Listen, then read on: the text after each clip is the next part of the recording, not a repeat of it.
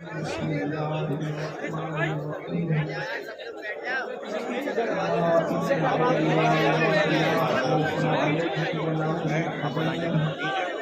الذين آمنوا وكانوا يتقون صدق الله العظيم مددی مددی کعبے مددی انتظار کرم پشت منی عینی رائے خدا جو خدا بینو خدا دا مددی بگیردہ بے بلا افتاد کشتی ضعیفانو شکستارا تو پشتی وہاں کے خواجہ عثمانی ہارون مدد کن یا معین چشتی مدد کن یا معین چشتی مدد کن یا معین چشتی انتہائی احترام و عقیدت کے ساتھ اپنے اور ساری کائنات کی مرکز عقیدت انیس بے کساں چارہ ساز درد منداں ہم غریبوں کے غم گسار ہم فقیروں کی سرور شہریار ارم تاجدار حرم نوبہار شفاعت شب اسرا کے دولہا نوشے بزم جنت دانائے سبل مولائے کل ختم الرسل خسرو خوباں سیاح لامکا وجہ کل فقا در اللہ المقنون سر اللہ المخزون عالم ما کانا وما یکون آب و دل انبیاء جانو دل اصفیاء مطلع ہر سعادت مقتع ہر سیادت خلاصہ کائنات فخر موجودات حضور احمد مجتبی محمد مصطفیٰ ارواحنا فدا صلی اللہ تعالی علیہ وآلہ وصحبہ وبارک وسلم کی بارگاہ بے کس پناہ ہے جس طریقے سے پڑھاؤں بلند آواز سے میرے ساتھ مل کر پڑھیں الصلاۃ والسلام علیک یا رسول اللہ الصلاۃ والسلام علیک یا نبی اللہ الصلاۃ والسلام علیک یا حبیب اللہ وعلی آلک واصحابک یا نور اللہ صلی اللہ تعالی علیہ وسلم دن لہو میں کھونا تجھے شب صبح تک سونا تجھے شرم نبی خوف خدا یہ بھی نہیں وہ بھی نہیں رزق خدا کھایا کیا فرمان حق ٹالا کیا شکر کرم ترس سزا یہ بھی نہیں وہ بھی نہیں اور ڈر تھا کہ عصیاں کی سزا اب ہوگی یا روز جزا ڈر تھا کہ عصیاں کی سزا اب ہوگی یا روز جزا دی ان کی رحمت میں صدا یہ بھی نہیں وہ بھی نہیں آج کی یہ محفل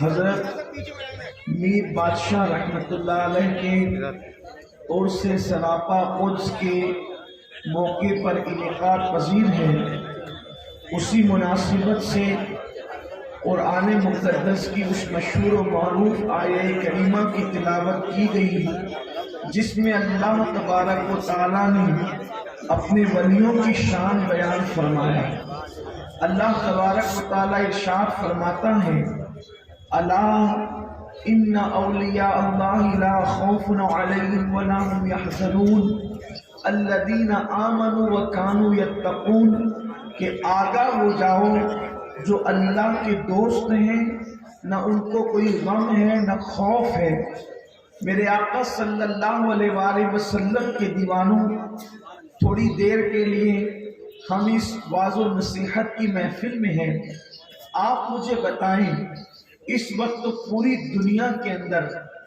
دو بیماریاں ایسی ہیں جس کا علاج نہ دنیا کا کوئی ڈاکٹر دے پا رہا ہے نہ کوئی سائنسداں دے پا رہا ہے نہ کوئی مفکر اور مدبر دے پا رہا ہے بلکہ بڑے بڑے ڈاکٹرز بھی اس بیماری میں مبتلا ہیں بڑے بڑے سائنسداں بھی ان دو بیماریوں میں مبتلا ہیں بڑے بڑے مفکرین مالدار بھی امیر ہو یا غریب ان دو بیماریوں میں مبتلا ہیں، اور ممکن ہے میرے ان سامعین کے اندر بھی اکثریت ان دو بیماریوں میں مبتلا لوگوں کی ہو۔ دو بیماریاں کون سی ہیں؟ ایک ہے خوف اور ایک ہے غم۔ غم اور خوف یہ دو چیزیں ایسی ہیں جس سے پورا سماج جھج رہا ہے۔ مثال کے طور پر اگر کسی کے پاس دولت نہیں ہے تو دولت نہ ہونے کا غم ہے، اور کسی کے پاس دولت ہے تو کھو جانے کا خوف ہے۔ اسی طرح سے کسی کے پاس اولاد نہیں ہے تو اولاد نہ ہونے کا غم ہے، اور اگر کسی کے پاس اولاد ہے تو ہر وقت خوف لگا ہوا ہے کہ میری اولاد کو کہیں کچھ ہو نہ جائے۔ بچے اگر گھر سے باہر نکلتے ہیں تو ماں باپ کے دل میں دل نہیں رہتا کہ میرے بچوں کو پتہ نہیں کیا ہو جائے گا۔ غرض کے خوف نے، اللہ اکبر، جو صحت مند نہیں ہے ان کو غم ہے کہ مجھے صحت اچھی کیوں نہیں، اور جو صحت مند ہے انہیں خوف ہے کہ کہیں کچھ ہو نہ جائے۔ یہ خوف اور غم نے انسان کو بے قرار کر دیا ہے، سکون غارت ہو گیا ہے، سکون چھین گیا ہے، اطمینان غارت ہو گیا ہے۔ انسان نرم نرم گدوں پر بھی کروٹیں بدل رہا ہے، اس کے دل کو چین نہیں، اس کے دل کو سکون نہیں۔ یہ گھر گھر کی کہانی ہے، یہ ہر گھر کی کہانی ہے، یہ ہر انسان کا دکھ ہے۔ ہم لوگ تو سبھی سے ملتے ہیں، امیروں سے بھی ملتے ہیں، غریبوں سے بھی ملتے ہیں، سیاست دانوں سے بھی ملتے ہیں، مالداروں سے بھی ملتے ہیں، اپنوں سے بھی ملتے ہیں، بیگانوں سے بھی ملتے ہیں۔ جس کے پاس جاؤ یہی کہتا ہے نہ دل کو قرار ہے، نہ دل کو اطمینان ہے، نہ دولت مندوں کے دلوں کو چین، نہ غریبوں کے دلوں کو چین، نہ صحت مندوں کے دلوں کو سکون، نہ بیماروں کے دلوں کو سکون۔ میرے آقا صلی اللہ علیہ وآلہ وسلم کے دیوانوں، خوف اور غم نے انسان کی زندگی کو جہنم کدا بنا رکھا ہے۔ آپ مجھے بتائیں اب ان دو بیماریوں کا علاج کیا ہے؟ خوف سے نجات کیسے ملے گی اور غم سے نجات کیسے ملے گی؟ آپ دیکھ لیں، بڑے بڑے مالدار ہو یا بادشاہ خوف زدہ ہیں۔ اللہ اکبر، اگر خوف زدہ نہ ہوتے تو باڈی گارڈ کے درمیان بھی ان کو چین کی نیند کیوں نہیں آتی؟ وہ خوف زدہ اسی لیے تو بے قرار ہے اور ان کو سکون کی نیند نہیں آ رہی ہے۔ اللہ اکبر، خوف کیسے ختم ہوگا اور غموں کا علاج کیسے ہوگا؟ تو آئیے میں آپ کو بتاؤں، ان دو چیزوں کے خاتمے کے لیے دو چیزیں ضروری ہے۔ اپنے اندر دو چیزیں پیدا کر لو، خوف سے بھی نجات پا جاؤ گے، غم سے بھی نجات پا جاؤ گے، اور ثبوت کے طور پر اسی زمین کی پشت پر، اسی آسمان کے نیچے اللہ کی ایسی مخلوق بھی تو ہیں نہ جن کو خوف ہے نہ غم ہے۔ آخر وہ کون لوگ ہیں اور کیا ان کی پہچان ہے؟ یہ اللہ کے ولی ہیں۔ قرآن کہتا ہے نہ ان کو خوف ہے نہ ان کو غم ہے۔ اس کی وجہ کیا ہے؟ اس کی وجہ دو ہے۔ قرآن کہتا ہے الذین آمنوا، وہ ایمان لائے، جو ایمان لاتا ہے اللہ اس کے غموں کا علاج کر دیتا ہے، اور جو اللہ سے ڈرتا ہے اللہ اس کا خوف دور کر دیتا ہے۔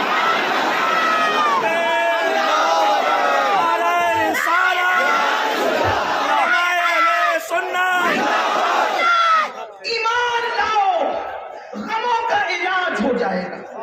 ایمان لاؤ، بڑے سے بڑی مشکل میں بھی آپ سکون سے رہو گے۔ ایمان لاؤ، ایمان، آپ کہیں کہ یہاں تو سب مومن ہیں، کس ایمان لانے کی بات کرتے ہیں؟ لیکن میں آپ سے پوچھنا چاہتا ہوں، اپنی طبیعت سے ایمان لانے والوں، ایمان کس کو کہتے ہیں اور ایمان کیا ہے؟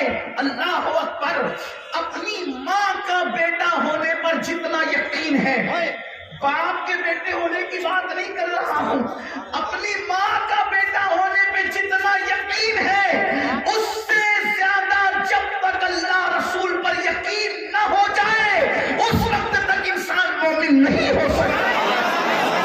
اور جب ایسے مومن بنو گے تو غم بھی جائے گا، خوف بھی جائے گا۔ ایک آسان مثال کے ذریعے سے بتاتا ہوں۔ ایک مرتبہ مولا کائنات سیدنا علی کرم اللہ تعالی وجہہ الکریم سے کسی نے پوچھا، علی موت کی فکر کرتے ہیں، آپ تو ہمیشہ قبر کی فکر کرتے ہیں، آپ تو ہمیشہ موت کے تصور سے تڑپتے ہیں، بے چین اور بے قرار ہوتے ہیں۔ علی یہ بتاؤ کبھی آپ کو چین کی نیند بھی آئی؟ علی یہ بتاؤ کبھی آپ کو سکون کی نیند بھی آئی؟ مولائے کائنات موت کی اتنی فکر کرتے تھے۔ اللہ اکبر، آپ فرماتے ہیں میں نے کبھی رات کے شروع حصے کے اندر اپنی بیوی سے ملاقات کی ہی نہیں، اس لیے کہ میں ڈرتا تھا اگر رات کے پہلے حصے میں ملاقات کروں گا اور اگر ناپاکی میں موت آ گئی تو کیا ہوگا؟ اللہ اکبر، جنابت میں موت آ گئی تو کیا ہوگا؟ میرے آقا صلی اللہ علیہ وآلہ وسلم کے پیارے دیوانوں، اندازہ فرمائیں وہ علی جن کے لیے اور جن کے خاندان کے لیے آیے تطہیر نازل ہو، وہ جنابت میں دنیا سے جانے سے کتنا ڈرتے ہیں، کتنا خوف کرتے ہیں۔ اللہ اکبر، موت کا تصور بار بار رہتا، ہر بار رہتا، بار بار رہتا۔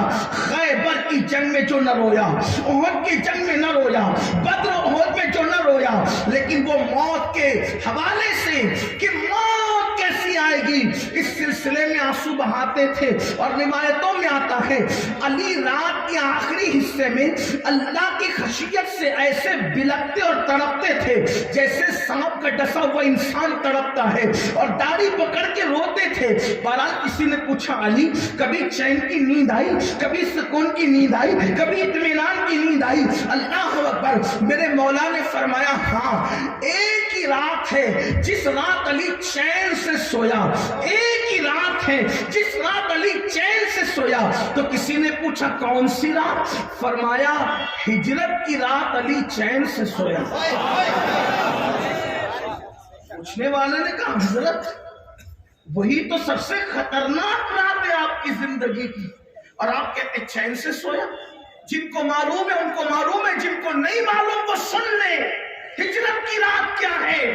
جب اللہ کے رسول ہجرت کے لیے جا رہے تھے تو مکے کے مخالفین تلوار لے کر مصطفیٰ جان رحمت کے لیے کھڑے ہوئے تھے، چاروں طرف سے رسول اللہ کا گھر گھیر لیا تھا تلوار لے کر مخالفین نے، اور اللہ کے رسول نکلتے وقت فرمایا علی میرے بستر پہ سو جاؤ، مجھے ذرا بتانا ایمان والوں، میری قوم کے جوانوں، اپنے دلوں پہ ہاتھ رکھ کر کے بتاؤ کہ اگر چاروں طرف سے کوئی تلوار لے کر کے کھڑا ہو تو انسان کو چین کی نیند آ سکتی ہے، لیکن علی کہہ رہے ہیں اس رات جتنا چین سے سویا اتنا کسی رات چین کی نیند نہیں آئی۔ تو مولائے کائنات سے کسی نے پوچھا اس رات چین سے کیسے سو گئے؟ وہاں تو تلوار کی جھنکار تھی، تلوار کے پیرے تھے، ابھی حملہ ہوگا اور ابھی حملہ ہوگا، اس ہما ہمی میں کیسے سوئے؟ تو فرمایا تمہیں پتہ نہیں کہ جب اللہ کے رسول سلا رہے تھے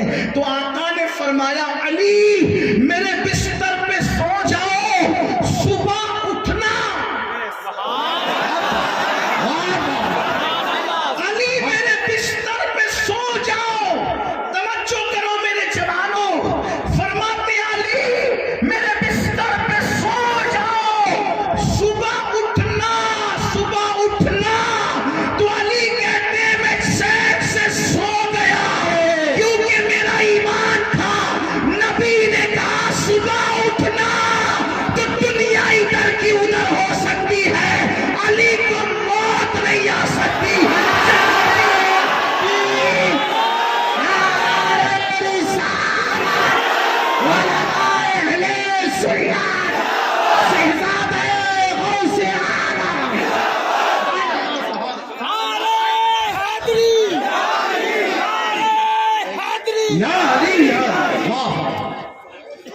آقا نے فرمایا علی صبح اٹھنا، تو علی صبح اٹھے گا۔ آج علی کو کوئی طاقت مار نہیں سکے گی، علی صبح اٹھے گا، اس لیے میں چین سے سو گیا۔ ایمان اس کو کہتے ہیں، نبی کی بات پر اتنے یقین کو ایمان کہتے ہیں۔ اب میں آپ سے پوچھنا چاہتا ہوں کیا ہم بھی ایسے مومن ہیں؟ کیا ہم بھی ایسے ایمان والے ہیں؟ آپ مجھے بتائیں۔ اللہ اکبر۔ اب میرے جوانوں ذرا توجہ کرنا، اپنے غموں کا علاج کیوں نہیں ہوتا؟ کیونکہ ہمارے پاس یہ ایمان موجود نہیں ہے، اس طرح کا ایمان موجود نہیں ہے۔ وجہ آپ دیکھیے اگر ڈاکٹر کہہ دے, توجہ کرنا, اگر ڈاکٹر کہہ دے آپ کو شوگر ہو گئی ہے, مٹھائی چھوڑ دو, یقین کرو مٹھائی چھوڑتے ہو کہ نہیں چھوڑتے؟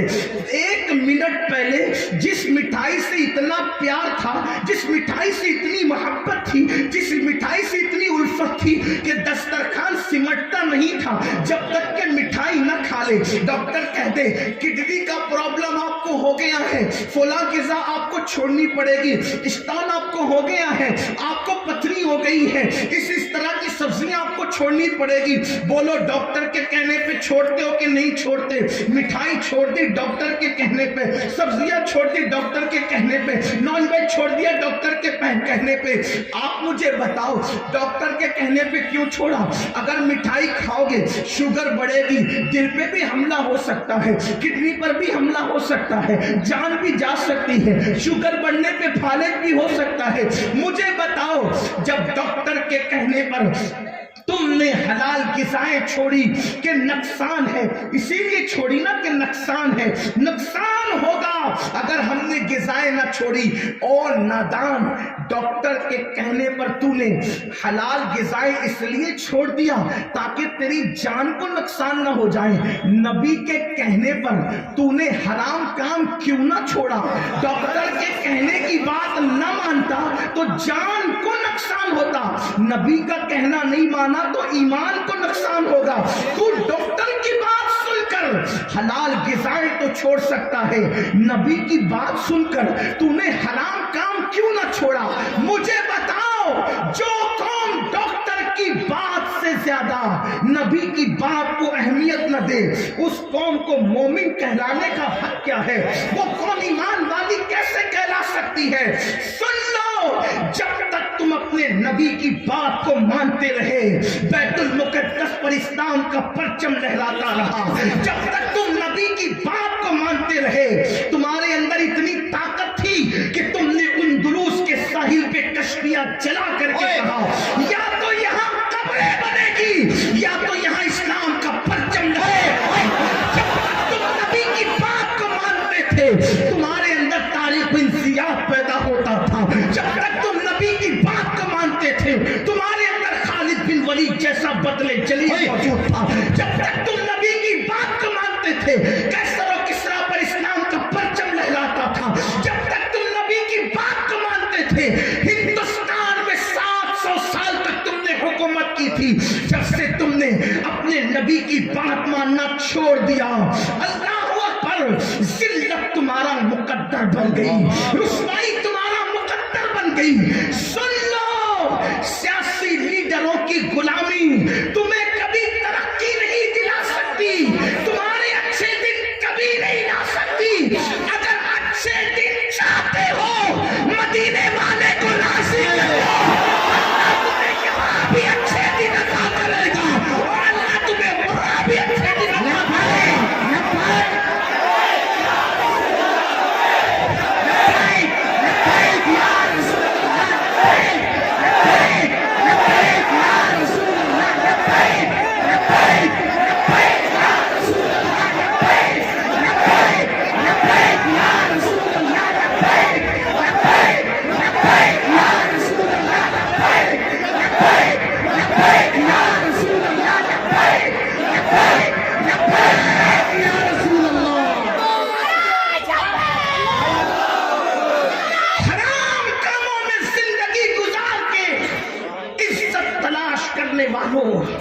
اپنے نبی کے ساتھ بے وفائی کر کے, نبی کے فرمان سے بغاوت کر کے عزت تلاش کرنے والوں سن لو, قرآن کہتا ہے ایمان والے جن کو ایمان نصیب ہو جائے ان کے غموں کا علاج ہو جائے. ہم نے اپنے نبی کی بات کو کتنی اہمیت دی. آج اگر مسلمان سے کہا جائے چلو نماز پڑھیں, مسلمان کہتا ہے مولانا ٹائم نہیں ملتا. ہنسنے کی بات نہیں, تھوڑا سوچنا ہے. ٹائم کس لیے نہیں, سب سے بہترین کام کے لیے جس کے لیے پیدا ہوا. کیوں پیدا ہوا انسان؟ اگر کھانے کمانے بچے پیدا کرنے اور سونے کے لیے پیدا ہوا تو گوالیر والوں مجھے معاف کرنا، یہ کام تو کتے بھی کرتے ہیں۔ اگر کھانا پینا سونا اور بچوں کی پیدائش مقصد ہے، یہ کام تو جانور بھی کرتے ہیں، کتے بھی کرتے ہیں۔ کھایا پیا سویا بچے پیدا کیے تو کتے سے بڑا کام کیا کیا؟ تم پیدا کیوں ہوئے؟ تو قرآن کہتا ہے وَمَا خَلَقْتُ الْجِنَّ وَالْإِنسَ إِلَّا لِيَعْبُدُونَ، ہم نے جن اور انس کو اپنی عبادت کے لیے پیدا کیا۔ دوسرے مقام پر قرآن کہتا ہے الَّذِي خَلَقَ الْمَوْتَ وَالْحَيَاةَ لِيَبْلُوَكُمْ أَيُّكُمْ أَحْسَنُ عَمَلًا، ہم نے زندگی اور موت کو پیدا کر کے تمہارا امتحان لیا، کون تھوڑی سی زندگی کو پا کر اچھا عمل کرتا ہے۔ دنیا میں اچھے عمل کے لیے آئے ہو، دنیا میں اچھے اعمال کے لیے آئے ہو، اب مجھے بتاؤ جس کام کے لیے پیدا کیے گئے اس کام کے لیے وقت نہیں ہے انسان کے پاس، اور انسان کے پاس ٹائم کس لیے ہے؟ شراب کے اڈوں کو آباد کرنے کے لیے ٹائم، زنا کے اڈوں کو آباد کرنے کے لیے ٹائم ہے، گانے سننے کے لیے ٹائم ہے، فلمیں دیکھنے کے لیے ٹائم ہے، کسی کی غیبت کے لیے ٹائم ہے۔ اگر ٹائم نہیں تو اللہ کی عبادت کے لیے ٹائم نہیں۔ اللہ اکبر، صاف کہتے ٹائم نہیں ہے۔ مجھے بتاؤ جو اللہ کی عبادت کے لیے ٹائم نہ نکال سکے وہ مومن کیسے؟ اس کو مومن کہلانے کا حق کیا ہے؟ اور اگر بہت سارے جو نیک لوگ ان سے پوچھو فجر میں کیوں نہیں اٹھتے، کہا مولانا آنکھ نہیں کھلتی، فجر کے لیے آنکھ نہیں کھلتی۔ فجر کا ٹائم اگر صبح 5 بجے کا ہے تو آنکھ نہیں کھلتی، لیکن اگر ٹرین پکڑنا ہے صبح 5 بجے تو آنکھ کھلتی ہے کہ نہیں کھلتی؟ جس قوم کی آنکھ ٹرین کے لیے کھلے اور اس قوم کی آنکھ نماز کے لیے نہ کھلے، جو ٹرین سے زیادہ نماز کو اہمیت نہ دے، وہ قوم مومن کیسے؟ اسے مومن کہلانے کا حق کیا ہے؟ یہ مائیں اور بہنیں موجود ہیں، مولانا بہت تھک جاتی ہوں اس لیے صبح کو اٹھ نہیں سکتی۔ مجھے بتا میری بہن، تو صبح کو نہیں اٹھ سکتی فجر میں؟ اگر بچے کو اسکول بھیجنا ہو تو ناشتہ بنانے کے لیے اٹھتی ہے کہ نہیں اٹھتی؟ ہاں ہاں بالکل اٹھتی ہے۔ تو جو بہن اپنے بچے کو اسکول بھیجنے کے لیے صبح اٹھ سکتی ہو اور اللہ کی عبادت کے لیے نہیں اٹھ سکتی، بچے کو صبح اسکول بھیجنا ہے تو آپ کو تھکن نہیں لگتی اور عبادت کے لیے تھکن لگتی ہے۔ اب مجھے بتاؤ میرے آقا صلی اللہ علیہ وآلہ وسلم کے غلاموں، کس کس بات پر رونا رویا جائے؟ سینکڑوں باتوں کا رہ رہ کے خیال آتا ہے۔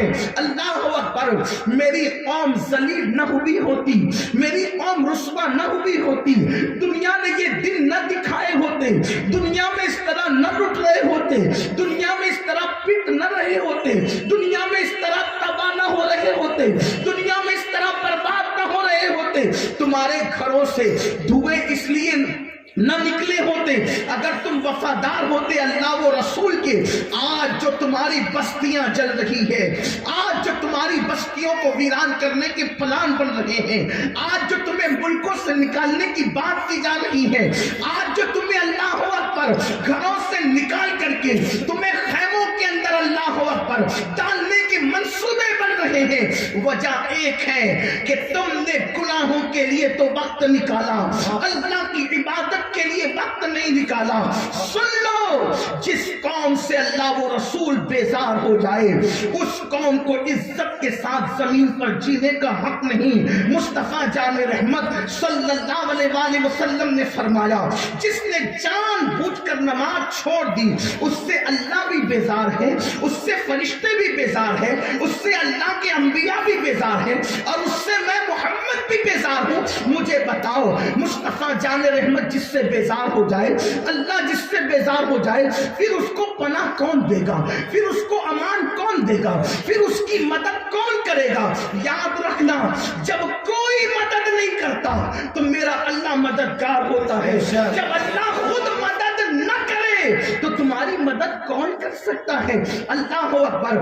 یاد رکھنا یہ چہروں پہ جو ہوائیاں اڑ رہی ہے، جو مایوسیوں کا شکار ہو، یہ جو تنگ دستیاں ہیں، یہ جو گھروں کے اندر بلائیں ہیں، اس کی سب سے بڑی وجہ اللہ کی عبادت سے کوسوں دور ہو. مسلمانوں جانتے ہو جس نماز کو تم نے چھوڑ رکھا ہے وہ نماز کیا ہے؟ اللہ اکبر. یہ نماز وہ چیز ہے جو اللہ سے ملاقات کا ذریعہ ہے. تم جب چاہو اللہ سے مل سکتے ہو، تم جب چاہو اللہ سے ملاقات کر سکتے ہو. وہ کون سی چیز ہے؟ وہ نماز ہے. جب بندہ نماز میں ہوتا ہے، سجدے میں ہوتا ہے، تو اللہ اور بندے کے درمیان کے سارے پردے اٹھا لیے جاتے ہیں، سارے حجابات اٹھا لیے جاتے ہیں، اور اللہ اور بندے کے بیچ میں کوئی فاصلہ نہیں ہوتا، نہ کوئی پردے ہوتے ہیں. بلکہ ایک حدیث پاک ہے کہ میرے آقا علیہ السلام فرماتے ہیں جب تو سجدہ کرتا ہے تو تیرا سر اللہ کے قدموں میں ہوتا ہے جیسا کہ اس کی شان ہے. اللہ تعالی ہمارے قدم جیسے قدم نہیں رکھتا، لیکن جیسا کہ اس کی شان ہے تیرا سر تیرے رب کے قدرت کے قدم میں ہوتا ہے، قدم قدرت میں تیرا سر ہوتا ہے. اور اللہ ارشاد فرماتا ہے جو سر میری بارگاہ میں جھک جائے میں اسے کبھی کسی غیر کے آگے جھکنے نہیں دیتا. جب تک مسلمان اللہ کے گھر کو آباد کیے ہوئے تھے اس وقت تک مسلمان بادشاہ تھے، اس وقت تک تاجدار تھے. بڑی معذرت کے ساتھ ایک بات میں آپ کو کہوں، آج جو کہتے ہیں ہمارے اکثر اسٹیجوں سے تقریر، پہلے تو ہم بادشاہ تھے اب ہم بھکاری کیوں ہیں. اپنے کرتوت تو دیکھو کہ پہلے کیا تھے. آج تھوڑا سا مال آتا ہے، چربی چڑھتی ہے تو زنا کے اڈوں پہ جاتے ہو، شراب کے اڈوں کو آباد کرتے ہو. اگر اللہ مال دے تو، اگر اللہ دولت دے تو شریف بیوی کے ساتھ گھر میں زندگی گزارنے کی توفیق نہیں، ادھر ادھر منہ مارتے پھرتے ہو. تھوڑی سی دولت پر آؤ، تم بادشاہ کب تک تھے؟ میرا اللہ فرماتا ہے ان اللہ لا یغیر ما بقوم حتی یغیر ما بانفسہم. اللہ کسی قوم سے اس وقت تک نعمت نہیں چھینتا جب تک کہ وہ قوم خود ایسے حالات پیدا نہ کرے کہ اس سے نعمت چھینی جائے. آنکھوں کو پاپی بنا دیا پھر تو بادشاہ رہے گا. اپنے وجود کو تو نے جوے اور شراب کے لیے وقف کر دیا پھر تو بادشاہ رہے گا. نرم نرم گدوں پہ لیٹ کر موبائل کے اندر زنا کے مناظر دیکھتا ہے پھر تو بادشاہ رہے گا. سن لو جہاں گناہ ہے وہاں فنا ہے. اللہ کے رسول صلی اللہ علیہ وآلہ وسلم فرماتے ہیں اگر کوئی زنا کرے تو اس پر 3 بلائیں دنیا میں پہلے آتی ہے. کیا سمجھتے ہو کہ گناہوں کا حساب کتاب صرف میدان محشر میں ہوگا؟ نہیں، وہاں تو جو ہوگا ہوگا. گناہ کی سزا دنیا سے ملنا شروع ہوتی ہے. اللہ اکبر. اگر مسلمان گناہ نہ کرے کبھی اس کو کاٹا بھی نہیں چکا. آپ سمجھتے کیا ہو؟ میں کوئی خطیب مقرر اور کوئی علم والا آدمی نہیں، میں ایک فقیر آدمی ہوں، لیکن میرے دل کا درد دل سن لو گوالیئر والو. مسلمان اگر گناہ چھوڑ دے تو اس کو ٹھوکر بھی نہیں لگ سکتی. مسلمان اگر گناہ چھوڑ دے تو اس کو کاٹا بھی نہیں چپ سکتا. اور بڑا دعویٰ کرتا ہوں اگر مسلمان گناہ نہ کرے تو اس کے کپڑے بھی میلے نہیں ہوتے. سن لو. آپ کہیں گے ایسا؟ میں نے کہا بالکل، کیونکہ میرے نبی نے فرمایا تمہیں کانٹا بھی چبھتا ہے تو تمہارے گناہ کی وجہ سے. اسی لیے ہمارے اسلاف اگر ان کو کانٹا چبھتا تھا تو کانٹا بعد میں نکالتے تھے، پہلے توبہ کرتے تھے.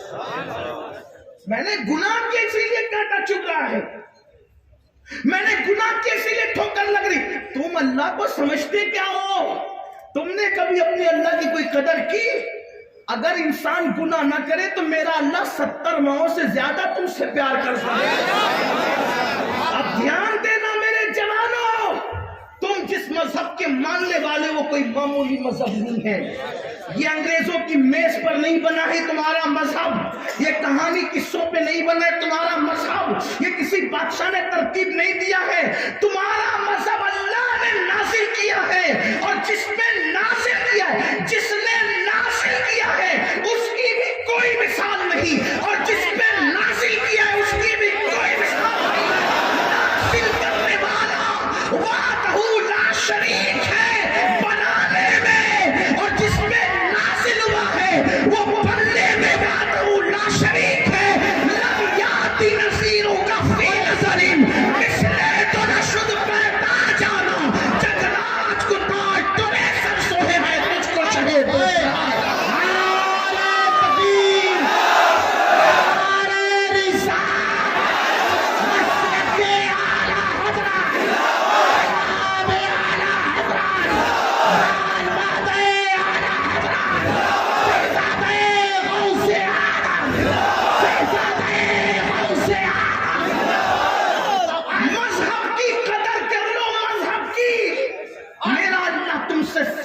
ماؤں سے زیادہ پیار کرتا ہے۔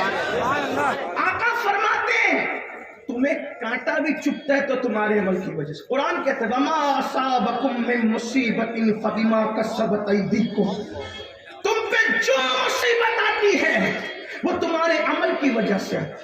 ایک بات کہوں یہاں آگے بڑھ کے، لوگ کہتے ہیں ہم فلاں ملک میں رہتے ہیں ہمارا کیا ہوگا۔ میں نے کہا نبی کا وفادار بن، تیرا جلایا ہوا چراغ بھی کوئی بجھا نہ سکے۔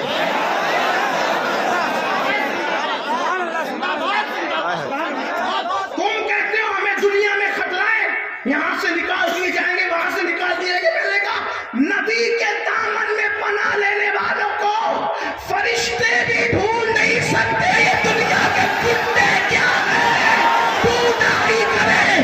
صدر قیامت کے سپاہی وہ کس کو ملے جو تیرے دامن میں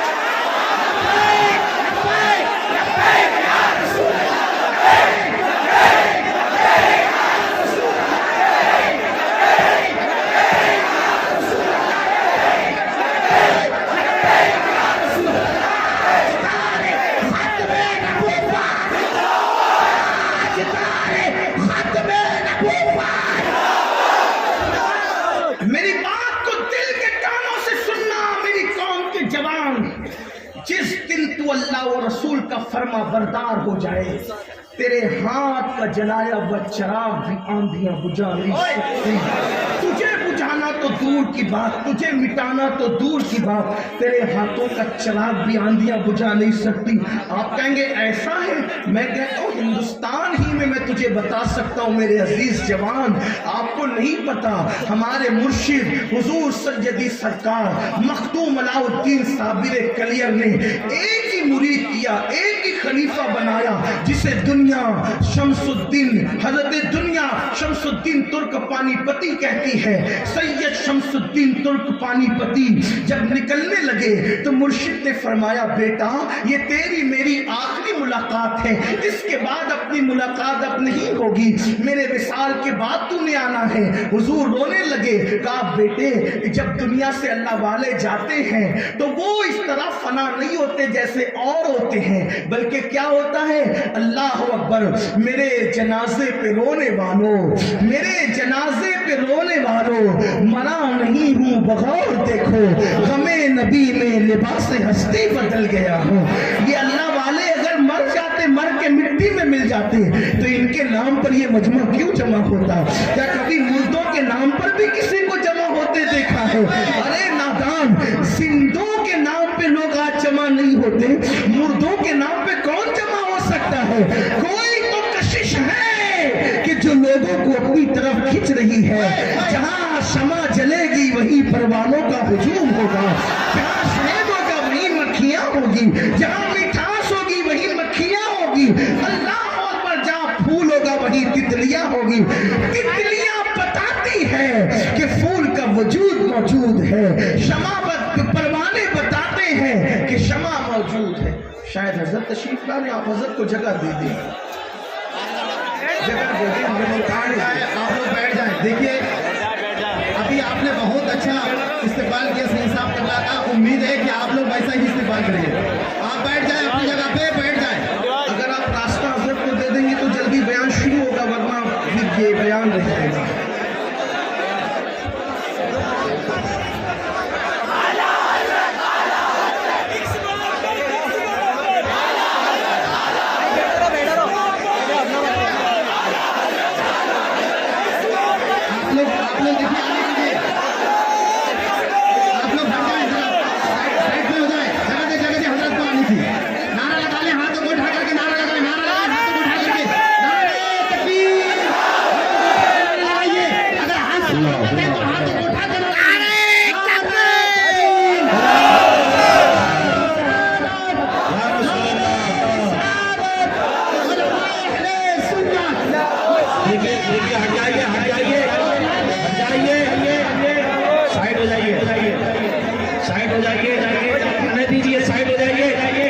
عشق محبت عشق محبت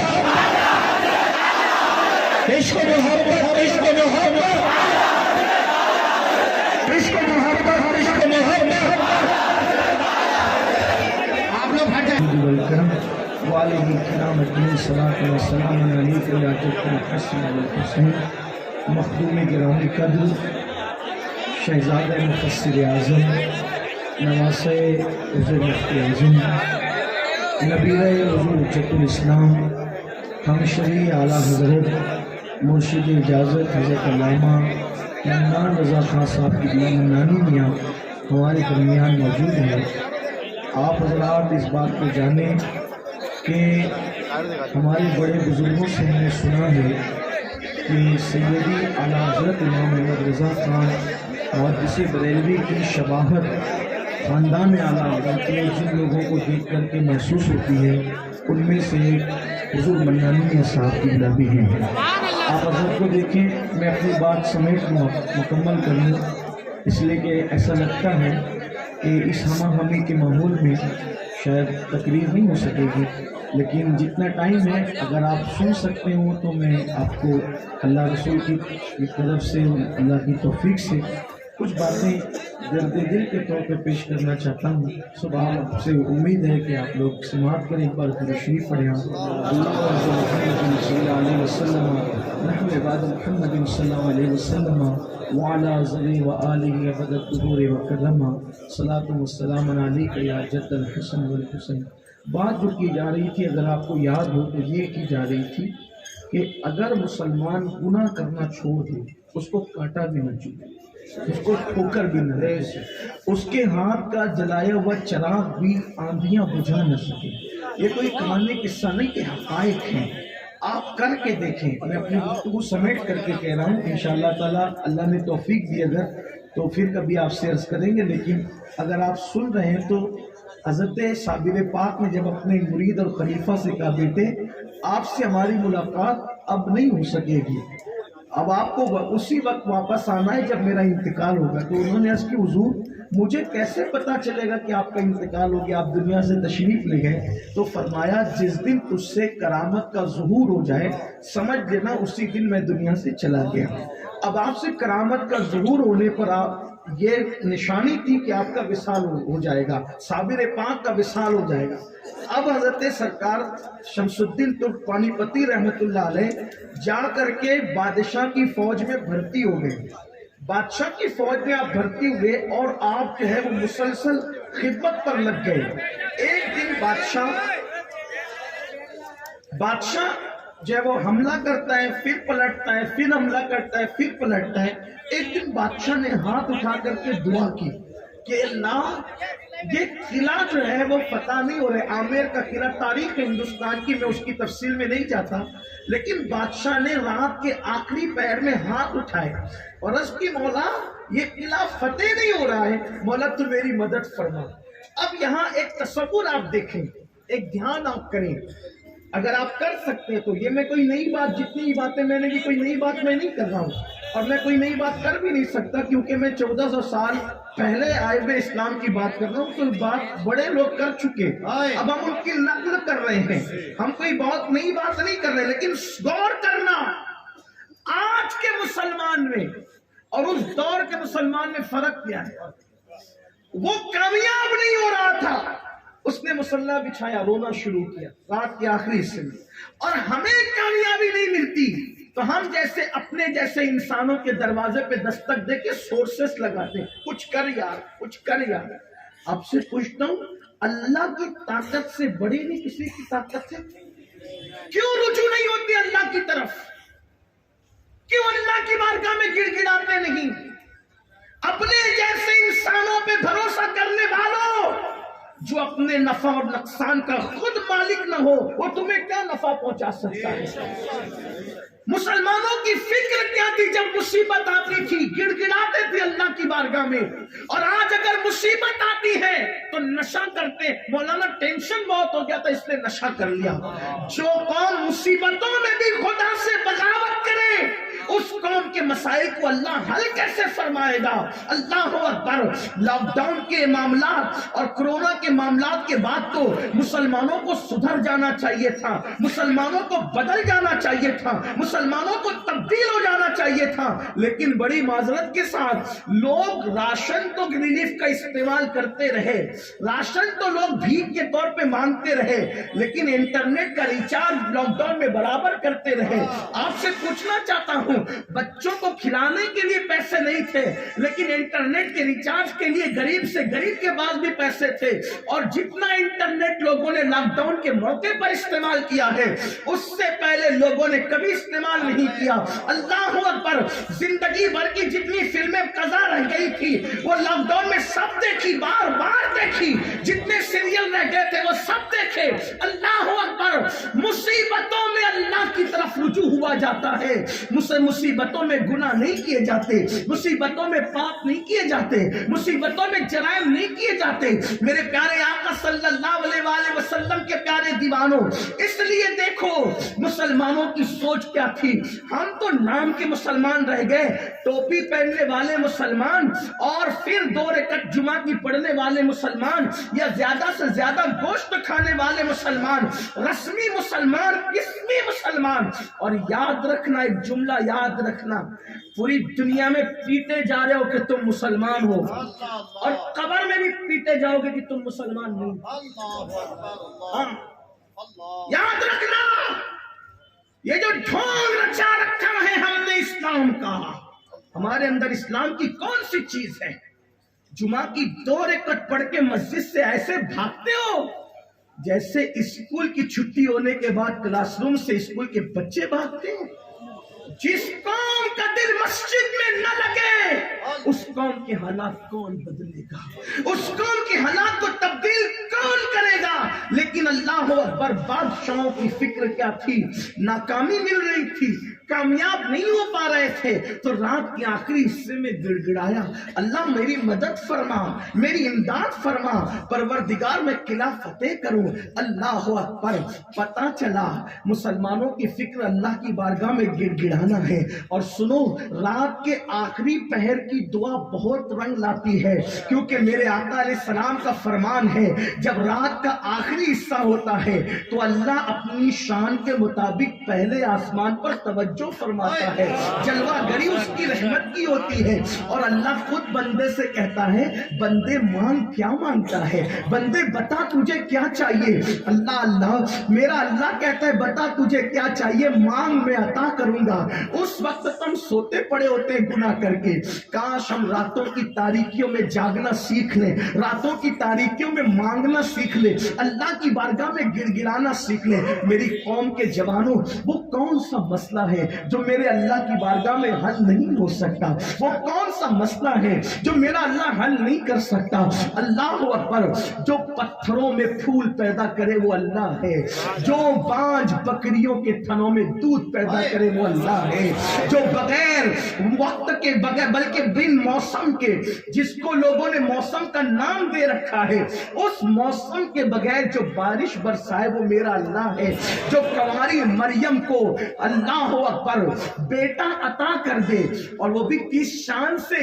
اگر تفاسیر اٹھا کر دیکھیں، حضرت مریم کو جو عیسیٰ علیہ السلام پیدا ہوئے صرف 1 گھنٹے کے اندر پیدا ہوئے۔ ایک تفسیر کی روایت یہ بھی ہے حضرت جبریل نے دم کیا، اسی وقت پیٹ میں بچہ آیا اور 1 گھنٹے کے اندر ہی بچے کی ولادت ہو گئی۔ حالانکہ لوگوں کی عقل میں نہیں آتی یہ بات، ہم لوگ جو ہے قرآن کے ماننے والے ہیں۔ اللہ اکبر۔ جو اللہ تبارک و تعالیٰ کنواری بتول مریم سے بن باپ کے بیٹا پیدا کر دے وہ اللہ کی طاقت ہے، جو مردوں میں جان ڈالے وہ اللہ کی طاقت ہے، جو زندوں کو موت عطا کرے وہ اللہ کی طاقت ہے، ہزاروں سال پرانی قبروں سے جو انسان کو قیامت میں اٹھائے گا وہ میرا اللہ ہے۔ نہیں دیکھتے اتنا بڑا آسمان بغیر کسی ستون کے کھڑا ہوا ہے؟ ارے تم تھوڑی سی عمارت بناتے ہو تو تمہیں پیلر بنانے پڑتے ہیں، اتنا بڑا آسمان بغیر پیلر کے کس نے کھڑا کیا؟ وہ میرا اللہ ہے۔ اتنے بڑے زمین کا سائبان جس نے بچھایا وہ میرا اللہ ہے، جو زمین سے پودے اگاتا ہے وہ میرا اللہ ہے، جو پتھروں سے پانی نکالتا ہے وہ میرا मेरा अल्लाह है। जो मुर्दा अंडे से जिंदा मुर्गी पैदा करता है वो मेरा अल्लाह है। जो आसमान से पानी बरसाता है वो मेरा अल्लाह है। जो जमीन से पानी निकालता है वो मेरा अल्लाह है। मेरे अल्लाह की ताकत तो देखो, माँ के पेट में जो बच्चों की सूरत बनाता है वो मेरा अल्लाह है। माँ के शिकम में जो बच्चे को गिज़ा देता है वो मेरा अल्लाह है। अल्लाह अकबर। कभी बच्चा बाप के हमशक्ल होता है वो मेरा अल्लाह बनाता है, कभी माँ के हमशक्ल होता है वो मेरा अल्लाह बनाता है, कभी दादा दादी के हमशक्ल होता है मेरा अल्लाह बनाता है। कभी देखा कि कोई हलाली बच्चा किसी पड़ोस के हमशक्ल हुआ, ये मेरे अल्लाह की हिकमतें हैं। अल्लाह अकबर, अल्लाह अकबर। अंदाजा तो फरमाए अल्लाह की शान क्या है। उस अल्लाह को भूले बैठे हो और अपनी तवक्कुआत दूसरों से लगा रहे हो। मेरे अल्लाह की चौखट से अपने रिश्ते को मजबूत करो। तुम जमीन पे पैर मारो तो पानी निकल आए, तुम मिट्टी को हाथ लगाओ तो सोना बन जाए, लेकिन अल्लाह वाले बन कर तो देखो, कभी अल्लाह की तरफ रुजू करके तो देखो। और याद रखना अल्लाह अपने बंदों से 70 माओं से ज्यादा प्यार करता है।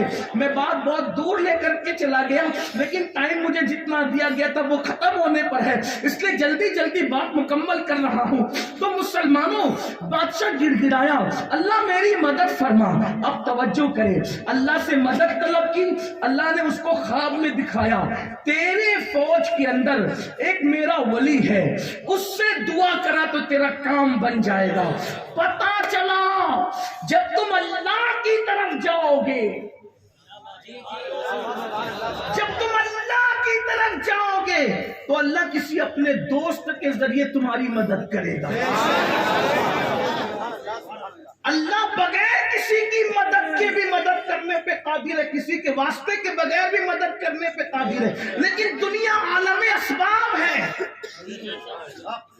दुनिया आलमे असबाब है। जब तक दो का निकाह नहीं होता, हलाली बच्चा पैदा नहीं होता। पता चला शराफत और हलाली के लिए असबाब जरूरी है, असबाब जरूरी है। जो लोग बेसबब खुदा की मदद तलब करना चाहते हैं, क्या वो दुनिया से अमान उठा देना चाहते हैं? जब तक दो की शादी और दो का मिलाप नहीं होगा, शरीफुल नसब बच्चा पैदा नहीं होगा। अगर कोई कहे नहीं मैं तो बगैर शादी के पैदा हुआ हूं, अगर कोई कह दे तो फिर हम कुछ नहीं कहेंगे, पब्लिक खुद ही कहेगी कि आप आए कहां से। ये बात है। पता चला दुनिया आलमे असबाब है, दुनिया आलमे असबाब है। अनाज उसी वक्त उगेगा जब किसान दाना बोएगा। दुनिया आलमे असबाब है। बीमारी का इलाज उसी वक्त होगा जब डॉक्टर दवा देगा। दुनिया आलमे असबाब है। पेट की भूख उसी वक्त मिटेगी जब पेट में खाना जाएगा। दुनिया आलमे असबाब है। हालांकि मेरा अल्लाह बगैर अनाज के और बगैर खाने के भी भूख मिटा सकता है, लेकिन उसने कानून बनाया है, खाना मैंने पैदा किया तो खाएगा कौन? खाने की अहमियत भी तो पता चले तो खा के तेरी भूख मिटा। भूख अल्लाह ही मिटाता है, सबब खाने को बनाता है। प्यास अल्लाह ही मिटाता है, सबब पानी को बनाता है। शिफा अल्लाह ही देता है, सबब दवा को बनाता है। तो मदद अल्लाह ही करता है, मगर सबब वलीउल्लाह को बनाता है। टाइम बचा ले, नारे का टाइम बचा ले, क्योंकि मेरा टाइम पूरा होने को है। अल्लाह ही मदद करता है, मैं कह रहा हूं अल्लाह ही मदद करता है, लेकिन सबब किसी दोस्तों को। अल्लाह क्यों बनाता है तो दोस्तों को सबब? इसलिए कि मैंने जिसको दोस्त बनाया मैं उसकी भी तो इज्जत चाहता हूं। अगर मैं उसको सबब न बनाऊं तो उसकी इज्जत कौन करेगा? उसकी इज्जत बढ़ाने के लिए सबब बनाता हूं। अब आप कहेंगे मौला जब वो अल्लाह वाले काम करता है तो क्या तू उसको खुदा बनाता है? पागल, कोई बंदा कभी खुदा नहीं होता, ये चीज कभी नहीं होती। बंदा कभी खुदा नहीं हो सकता और खुदा कभी बंदा नहीं हो सकता। इसीलिए तो हमारे कलमे में है मुहम्मदन अब्दुहु व रसूलुहु, मोहम्मद अल्लाह के बंदे हैं। यानी सब मानने के बाद भी बंदा कहना है। तो जो बंदा होगा वो कभी खुदा नहीं होगा और जो खुदा होगा वो कभी बंदा नहीं होगा। अल्लाह ये वली तेरे खुदा बन जाते का ना, बंदा कभी खुदा नहीं हो सकता, खुदा कभी बंदा नहीं हो सकता। मौला फिर ये बच्चे बेटे क्यों दे देते हैं, रोजी क्यों दे देते हैं? तो बहुत आसान जबान में एक बात समझाई गई। देखो ये माइक है, ये माइक का कलर कैसा है? अभी कैसा दिख रही है सलाई? बोलो भाई, सिल्वर दिख रही है। ठीक, इस टुकड़े को मैं पकड़ लूं, मेरा हाथ जलाएगा? बोलो, थोड़ा जवाब देकर बात समझ। ग्वालियर वाले अगर हिंदी उर्दू समझते हैं तो थोड़ा जवाब दे। ये जला रही है? बोलो भाई। मैं कपड़े में रखूं तो कपड़ा जलेगा? इसको उठाया, आधा घंटा आग में डाला, उसका कलर कैसा होगा? है? अभी तक तो सिल्वर था, अभी लाल कैसे हुआ? आप कहेंगे लाल इसलिए हुआ कि वो लाल लाल आग की सोहबत में रहकर उसका दोस्त बन गया, तो इसका कलर भी, आग पर इसका कलर नहीं चढ़ेगा, आग का कलर इस पे चढ़ेगा। क्यों? क्योंकि आग इससे ज्यादा ताकतवर है, वो अपना कलर इस पर नहीं, इस पर चढ़ाएगी, ये अपना कलर उस पर। ठीक, ये आग में जाकर अपनी तरह आग को ठंडा नहीं करेगा, बल्कि आग में जाकर आग इसको गर्म करेगी। अब आग का काम क्या था? जलाना। अब मैं इसको पकड़ूंगा तो हाथ जलेगा कि नहीं जलेगा? भाई जलाना तो आग का काम है, माइक की सलाई का काम थोड़ी जलाना है। लेकिन ये क्यों जला रहा है? कपड़े पे रखा तो कपड़े जल गए, क्यों? कहा आग और ये सलाई में दोस्ती हो गई चंद घंटों की, तो आग ने अपना रंग भी चढ़ाया, और जो काम आग से चलते थे वही काम इससे चल रहे हैं। तो क्या ये आग हो गया? लोहा आग हुआ? नहीं। तो क्या आग लोहा हुई? नहीं, आग ही रहेगी, लोहा लोहा ही रहेगा। लेकिन आग ने लोहे को अपना दोस्त बना लिया, तो अपना रंग उस पे चढ़ा दिया, अपनी तासीर उस पे चढ़ा दी। आग रही नादान, तू आग की ताकत मानता है, मेरे अल्लाह की ताकत कब मानेगा? जब आग किसी को अपना दोस्त बना लेती है तो जलाने के काम करने के उसको काबिल बना देती है। तो बेटा देना अल्लाह का काम, रोजी देना अल्लाह का काम, मुर्दे जिंदे करना अल्लाह का काम। लेकिन आग का जो दोस्त हो गया तो वो लोहा आग वाले काम करने लगा, तो जो अल्लाह का दोस्त हो गया वो अल्लाह वाले काम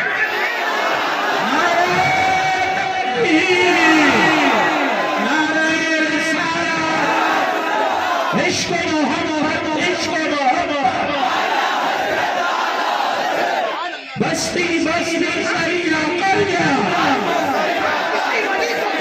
जो खुदा के, अरे पागल है खुदा के। जब नबी को खुदा नहीं कहते तो वली को खुदा क्या कहते हैं, कह सकेंगे? और क्या कहेंगे? वल्लाह हमारा दीन तो इतना बागैरत है कि हम नबी को सब कुछ मानते हैं, लेकिन हबीब कह के रुकते हैं, शरीक नहीं कहते। क्यों? हम जानते हैं शरीक कहने में कोई फजीलत ही नहीं है।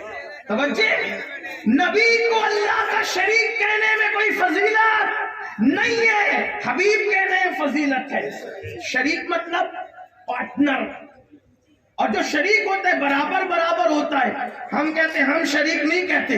कहा सुन्नियों बहुत मोहब्बत करते हो, क्यों नहीं कहते? मैंने कहा फायदा ही जो नहीं। क्या फायदा नहीं? मैंने कहा शरीक होने में नुकसान, हबीब होने में फायदा, इसलिए हम शरीक नहीं मानते। पागल है, अपने नबी की शान घटाएंगे? शरीक मानना शान घटाना है। लोग कहते हैं सुन्नी नबी को इतना बढ़ा देते कि अल्लाह का शरीक कहते। मैंने कहा तुझे अकल ही नहीं है। हम नबी की शान बढ़ाने वाली बात करते, घटाने वाली नहीं। शरीक मानेंगे तो शान घटेगी, दोनों नुकसान। नबी की शान घटेगी और अपना ईमान जाएगा। इसलिए हम शरीक नहीं मानते, हम हबीब मानते हैं। हबीब मानने में क्या है? नबी की शान भी बढ़ती है, अपना ईमान भी मजबूत है। क्या फलसफा है शरीक और हबीब का? देखो, शरीक उर्दू, शरीक अरबी, और इंग्लिश में कह दे उसको पार्टनर की, पार्टनर। अब एक होता है पार्टनर और एक होता है महबूब। फर्क, पार्टनर से जब हिसाब होता है, 1 रुपए में भी झगड़ा होता है। 1 रुपया कहां गया बता? یہ 10 روپے کہاں خرچہ کیا بتا. ٹھیک, کبھی کبھی اسے پارٹنرشپ ٹوٹ جاتی ہے, صحیح ہے. 10 روپے پارٹنر سے لڑ رہا تھا, بچہ بھاگتے آیا, ابو ایپل کا جب وہ نیا موبائل آیا, کون سا ہے, 13 آ گیا, کتنے میں, اتنے میں, جا لے لے. دامن پکڑو, ارے بھائی 10 روپے کے لیے لڑ رہا تھا, ادھر 1 لاکھ روپیہ دے دیا, تو کہے گا پاگل ہے تو. یہ شریک ہے جس سے 10 روپے کا حساب ہوتا ہے, اور وہ ہے حبیب, وہاں حساب نہیں ہوتا. وہ کہتے شریک کرتے, میں کہا پاگل ہے کیا ہوں, ایمان تو ہم سے سیکھو نا, ہم سنیوں سے سیکھو, ولیوں کے غلاموں سے سیکھو. ہم پارٹنر نہیں کہتے, بفرض محال, صرف سمجھانے کے لیے کہہ رہا ہوں. اگر نبی اللہ کے پارٹنر ہوتے تو چاند بنایا اللہ نے, توڑا محمد الرسول اللہ نے, تو پارٹنر ہوتے تو کیا بات ہوتی, میں نے بنایا تو نے توڑا کیوں, ہے نا, میں نے بنایا تو نے توڑا کیوں, میں نے ڈبایا تو نے نکالا کیوں, جابر کے بچوں کو میں نے مارا تو نے زندہ کیوں کیا, کیونکہ پارٹنر میں یہ حساب کتاب ہوتا ہے. لیکن وہ شریک نہیں ہے, حبیب ہے, تو اللہ نے بنایا, محمد نے توڑا, روح فدا, تو اللہ نہیں کہتا تو نے توڑا کیوں, کیونکہ حبیب ہے. کہا جاتا ہے پیارے بنایا اسی لیے تھا کہ ہم بنائیں گے اور تم توڑے گا, تاکہ لوگوں کو پتا چلے گا جب بندے کی طاقت کا یہ عالم ہے تو خدا کی طاقت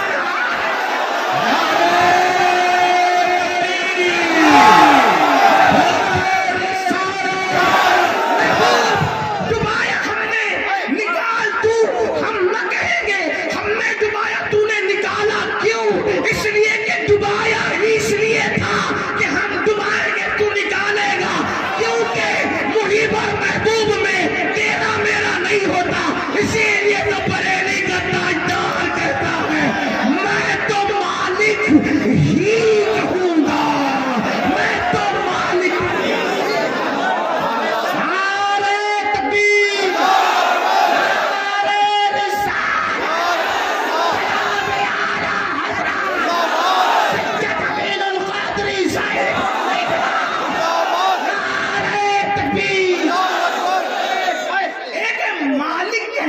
مالک نہ, ہم مالک نہیں کہتے, مالک ہی, مالک نہیں, مالک ہی. اب یہ ہی کا فلسفہ وہ سمجھاتے ہیں. لوگ کہتے ہیں احمد رضا سے پیار اتنا کہ, ہم کہتے ہیں وہ بات ہی ایسی کرتے ہیں. وہ ہے یو پی کے, یہ ہے ایم پی کے, پھر پیار کی, میں تو کہا بات عشق کی. اور ہم یو پی ایم پی حبشہ عرب نہیں دیکھتے, نبی کا جو غلام ہے ہمارا وہ ایمان ہے. ارے حبشی کو پیار ہو جائے تو وہ بلال بھی امام بنے, اور فاروق اعظم کے یا سیدنا بلال, رنگ نہیں دیکھا عشق مصطفیٰ سے, فاروق اعظم کہتے یا سیدنا بلال. تو ہم نے عربی عجمی نہیں دیکھنا, کالا گورا نہیں دیکھنا, نسب حسب نہیں دیکھنا, نبی کا جو غلام ہے ہمارا. فرماتے میں تو مالک ہی کہوں گا, کیوں کہو گے, تو کہتے کہ وہ مالک کے شریک نہیں, میں تو مالک ہی کہوں گا کہ وہ مالک کے حبیب, یعنی محبوب و محب میں نہیں میرا تیرا, یعنی محبوب و محب میں نہیں میرا تیرا. تو بات اس کر رہا تھا, بادشاہ نے دعا کی, دور نکلی بات, بادشاہ نے دعا کی تو اللہ نے فرمایا تیرے فوج میں میرا ایک ولی ہے, میرا دوست ہے, اس سے دعا کرا تیری بگڑی بن جائے گی. اس کے بعد مولا اس کی پہچان کیا ہے, اس کی پہچان یہ ہے کہ میں آندھی بھیجوں گا اور آندھیوں کی دوش پر اس کا چراغ جل رہا ہوگا, بس وہی ہوگا میرا ولی, اور اسی کی برکت سے تیرے لیے قلعہ فتح ہوگا. پھر دوسری رات آئی تو آندھی آئی, طوفان آیا, خیمے اڑ گئے, لوگوں کو پریشانی ہوئی. ایسی آندھی میں بادشاہ باہر نکلا تو کیا دیکھا کہ قرآن کی تلاوت کی آواز آ رہی ہے, اور آندھیوں کی दोष पर किसी का चिराग जल रहा है। पूछना चाहता हूँ, अगर कोई मोमिन हो जाए उसका चिराग भी कोई नहीं बुझाता, उसे मुल्क से कोई कैसे निकाल सकता है, उसे दुनिया में कोई तबाह कर। और फिर मैंने कहा ना, अगर मोमिन हो जाओ गुनाह ना करो, कपड़े भी मैले ना हो, कपड़े भी मैंने ना, मेरे कपड़े मैले होते हैं मतलब मैं गुनाह करता हूँ। आप कहेंगे हाँ ऐसा भी, बिल्कुल उठाओ दाता अली हुजवरी रहमतुल्लाह अलैह को। दाता साहब फरमाते मैं अपने पीरो मुर्शिद के साथ जा रहा था, बारिश हुई थी, तवज्जो करना, गुनाह को तुमने समझा, जहां गुनाह वहां फना, गुनाह से चेहरे का नूर जाता है, गुनाह से उम्र की बरकत जाती है, गुनाह से रोजी की बरकत जाती है। निकलो गुनाह से, गुनाह करके ना किसी को इज्जत मिली है ना हमें मिली, गुनाह करके ना किसी को अजमत मिली है ना हमें मिली। एक बार निकल कर तो देखो, गुनाह से कितना सुकून है, कितना करार है, कितनी बरकत है, कितना चैन है। दादा साहब फरमाते मेरे पीर मुर्शिद के साथ मैं गुजर रहा था, और भी लोग थे, बारिश हो चुकी थी, पीर मुर्शिद कीचड़ में चल रहे थे। जब हम लोग मंजिल पे पहुंचे तो देखा ना पीर के जूते कीचड़ में भरे ना कपड़े, जबकि हमारे कपड़े खराब हो गए। मैंने कहा हज़रत आप भी उसी रास्ते से चल कर आए, आपके जूते और कपड़े खराब दिए। फरमाया बेटा जो गुनाह नहीं करता अल्लाह उसके कपड़े भी मैले होने से बचा ले। ये फलसफा है गुनाह है, निकलो गुनाह से। तो मैं अर्ज ये कर रहा था, लोग कहते हैं हम पहले बादशाह थे, बादशाह। मैं कहा कब तक थे? बादशाह होकर भी तुम्हारी तहज्जुद नहीं छूटती थी, बादशाह होकर भी तुम किसी पे पाप की नजर नहीं डालते थे। पता है ना, वो जो दो बातें अर्ज करने चला था वही बातें अर्ज करके बात मुकम्मल होती है कि जब ख्वाजा कुतुबुद्दीन बख्तियार काकी दुनिया से जाने लगे तो आपने फरमाया मेरी नमाज जनाजा वही पढ़ाएगा जिसमें ये शर्त होगी, नंबर एक उसकी कभी तकबीर उला पहली तकबीर ना फौत हुई हो, नमाज में वो जमात का इतना पाबंद हो कि पहली तकबीर भी ना छूटी हो। नंबर दो उसकी तहज्जुद फौत ना हुई हो। नंबर तीन किसी नामहरम औरत को उसने कभी जानबूझकर नहीं देखा हो। जिसमें ये शर्तें होगी वही मेरी नमाज पढ़ाएगा, नमाज जनाजा वही पढ़ाएगा। अब बाबा कुतुब तो विसाल फरमा गए, विसाल के बाद जनाजा रखा है, लोग सोचते हैं कौन पढ़ाएगा, तो आपको पता है किसने आगे बढ़ा? दिल्ली का बादशाह सुल्तान शमसुद्दीन अल्तमश। आज हमारा कोई कारपोरेटर है ऐसा जो नमाज जनाजा पढ़ा सके? आज हमारा कोई एमएलए है ऐसा जो नमाज जनाजा पढ़ा सके? कोई आईएएस ऑफिसर है हमारा ऐसा कि जो सही कलमा पढ़ सके? कितने हैं? अभी आप ही के इंदौर का एक शख्स बहुत पढ़ा लिखा, टीवी के एक शो में गया, एक सवाल पूछा गया, मैं उसका नाम नहीं लूंगा, कितनी चली वो क्लिप, 4 लोगों में कौन नबी नहीं है, किसका नाम लिया जा रहा है? मूसा अलैहिस्सलाम का। यानी कौन नबी नहीं पता। हम इंग्लिश मीडियम में पढ़ा रहे हैं, मैंने कहा बिल्कुल पढ़ाओ, इंग्लिश मीडियम में पढ़ाने से मना किसने किया? स्कूल पढ़ाओ, कॉलेज पढ़ाओ, इंजीनियरिंग पढ़ाओ, सब पढ़ाओ। हमारा मजहब कोई दकियानुसियत थोड़ी है, हमारा मजहब तो कहता है सब पढ़ाओ, हयात लेके चलो, कायनात लेके चलो, चलो तो सारे जमाने को साथ लेके चलो। अगर वक्त होता तो मैं आपको बताता कि जितने साइंस के जितनी थ्योरीज है ना, उसमें सबसे बड़ा रोल अगर किसी ने अदा किया तो वो अल्लाह के औलिया है। एक बात बताता हूँ, मौलाना करूँ मैं बात? हाँ देखो, साइंस का एक जाब्ता है साइंस का कि आवाज की लहरें हवा के दोष पर सफर करती। क्या है?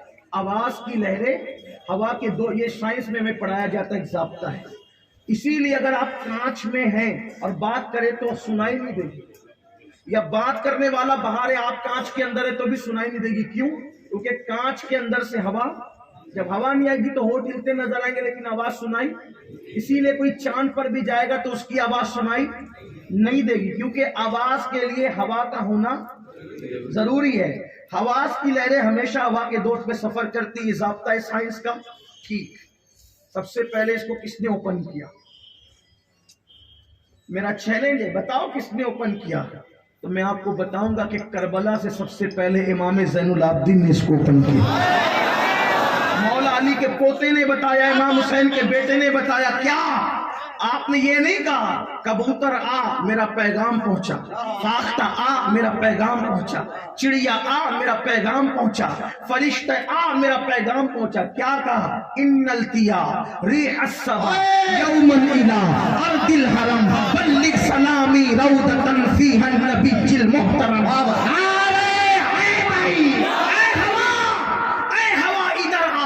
اگر تیرا گزر مدینے کی طرف ہو تو میرے نانا کو میرا سلام پہنچا. اس کی لہریں کس کے دوش میں سفر کر کے جائے گی؟ یہ تاجدار کربلا کے بیٹے امام زین العابدین نے بتایا. کتنے ضابطے پڑھے جائیں، کتنے ضابطے پڑھے جائیں.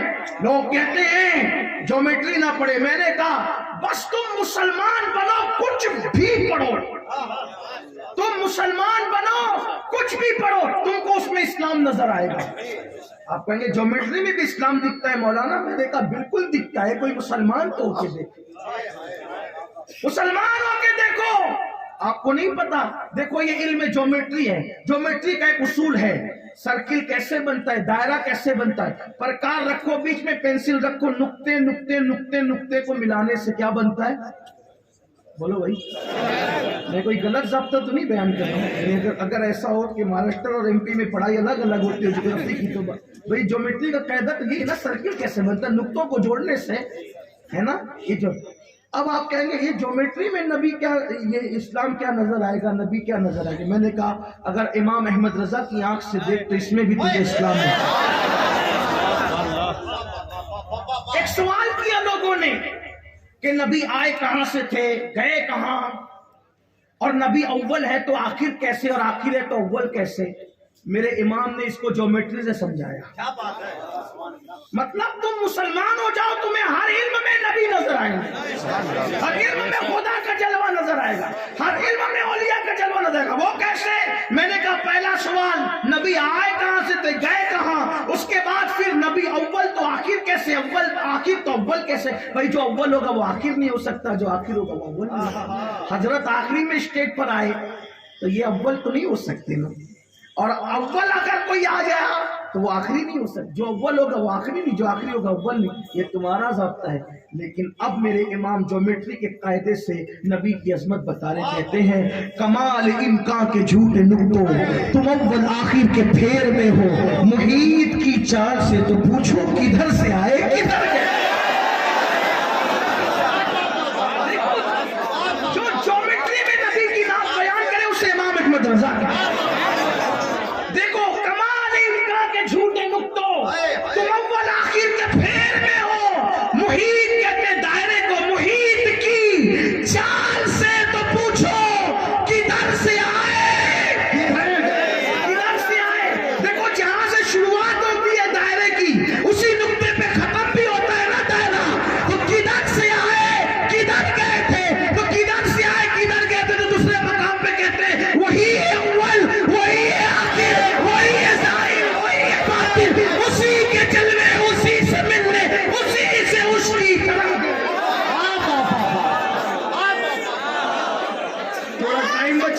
صاحب کا خیال ہے مجھے تو عرض یہ کر رہا تھا جیومیٹری پڑھاؤ، الجبرا پڑھاؤ، سائنس پڑھاؤ.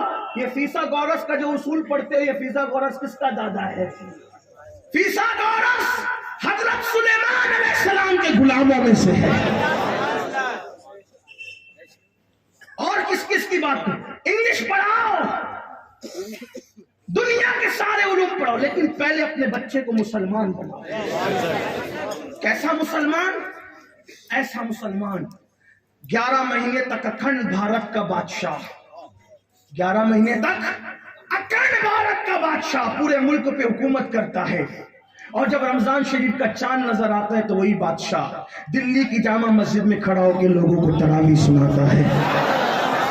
وہ دن لاؤ گوالیر والوں، تاریخی شہر میں رہنے والوں، وہ دن لاؤ. تمہیں محنت کرنی ہوگی علم پر، تمہیں محنت کرنی ہوگی علم پر، وہ دن لاؤ. آپ کہیں گے وہ کون سا بادشاہ تھا جو اکھنڈ بھارت پر 11 مہینے حکومت کرتا اور رمضان شریف میں دلی کی جامع مسجد میں خود تراویح پڑھاتا؟ اسی بادشاہ کو دنیا محی الدین سلطان اورنگزیب عالمگیر کے نام سے جانتی ہے. جب بادشاہ ہندوستان کا تراویح پڑھا سکتا ہے تو آئیے IAS ऑफिसर क्यों तरावी नहीं पढ़ा सकता? IPS ऑफिसर क्यों तरावी नहीं पढ़ा सकता? डॉक्टर क्यों तरावी नहीं पढ़ा सकता? इंजीनियर क्यों तरावी नहीं पढ़ा सकता? आपको पता है यही हिंदुस्तान में हमारी खूबसूरत तारीख है। आज से 200 साल पहले हिंदुस्तान की अदालत में जो जज ज़ोहर की नमाज से पहले फैसले करता था, अज़ान ज़ोहर सुनने के बाद वो मुसल्ले इमामत पे नमाज पढ़ाता था, हिंदुस्तान का चीफ जस्टिस मस्जिद में नमाज पढ़ाता था, उसी चीफ जस्टिस को दुनिया हज़रत अल्लामा फज़ल खैराबादी के नाम से जानती। ये आपकी तारीख है।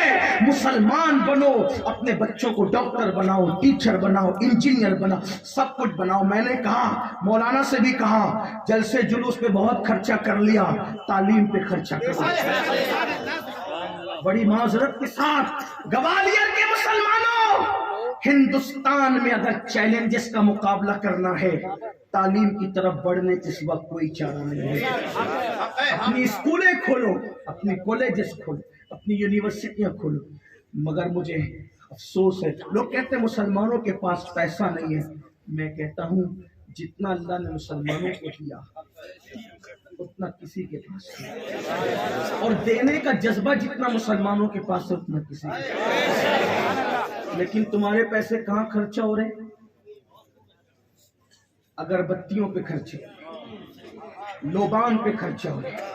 ये इतने बड़े बड़े मोटे मोटे ये जो है, ये हंसने की बात नहीं। इससे मन्नानी मियाँ के मर्तबे में क्या इजाफा किया आपने? इससे अमीनुल कादरी के मर्तबे में क्या इजाफा किया आपने? ये 1000 से कम का नहीं होगा। मुसलमानों की मेहनत की कमाई को आधे मिनट के लिए ये खर्चा करते जलसे वाले। जिस कौम की बेटियां सिग्नलों पे भीख मांग रही हो बुर्का पहनकर, उस कौम के पीरों फकीरों को और खतीबों को और उलमा को जेब देता है कि आधे मिनट के लिए 1000 का हार पहनकर गले से उतार दे, और पहनाने वालों को शर्म नहीं आती?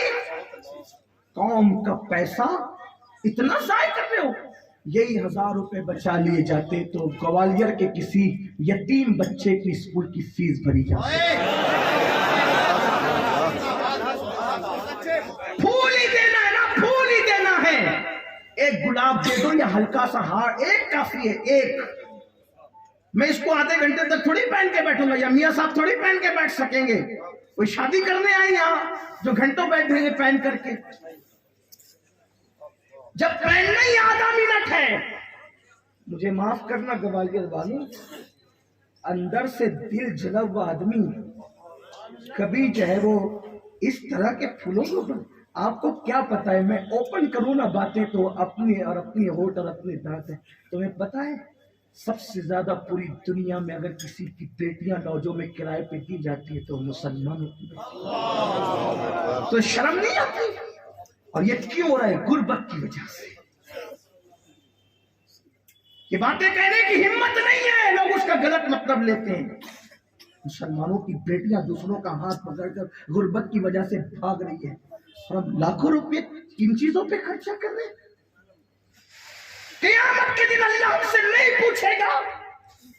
हजरत महबूब इलाही ख्वाजा निजामुद्दीन औलिया जब सब लोग लंगर खा जाते और आखिरी में आपके पास खाना लाया जाता, खाना देख कर कहते शायद जमुना के किनारे कोई भूखा फकीर तड़प रहा हो, अगर मैं खा लूंगा तो क़यामत के दिन अल्लाह को जवाब, जाओ मेरा खाना किसी भूखे को तलाश करके उसको।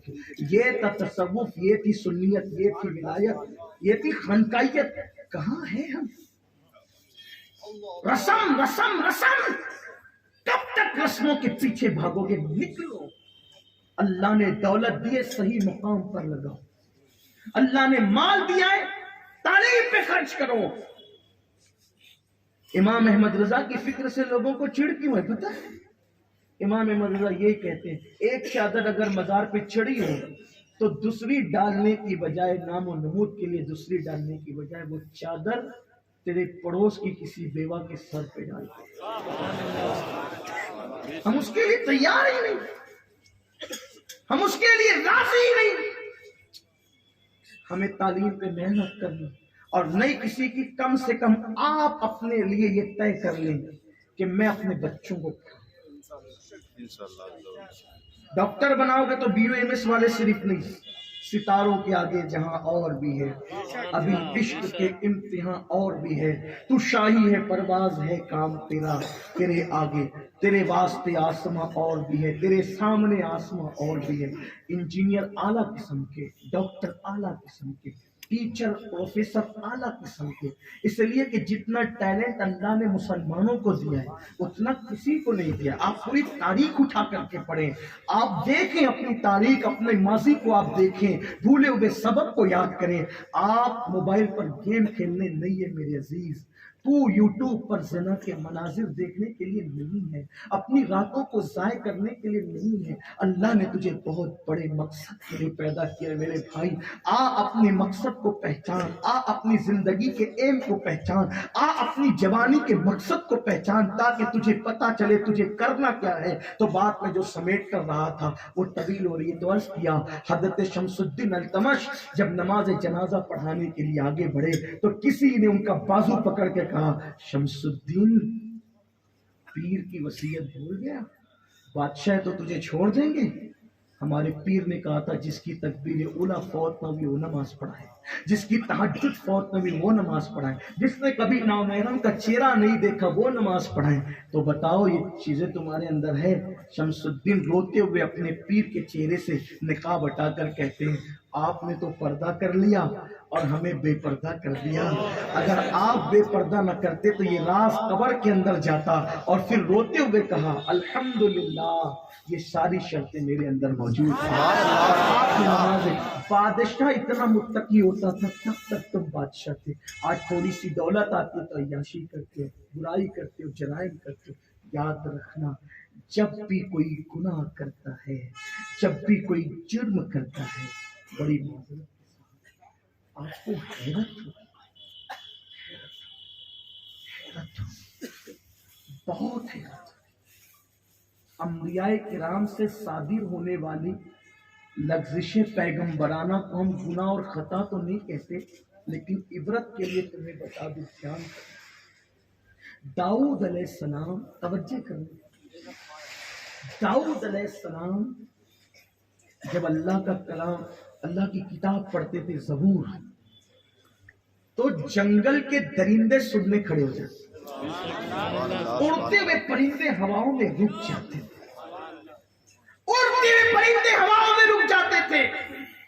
ایک دن داؤد نے عرض کی، مولا وہ آواز میں جو پہلے تاثیر تھی نا، پرندوں کا رک جانا اور جنگلوں کے جانور کا کھڑا ہو جانا، اب وہ چیز میری آواز میں نہیں ہے مولا۔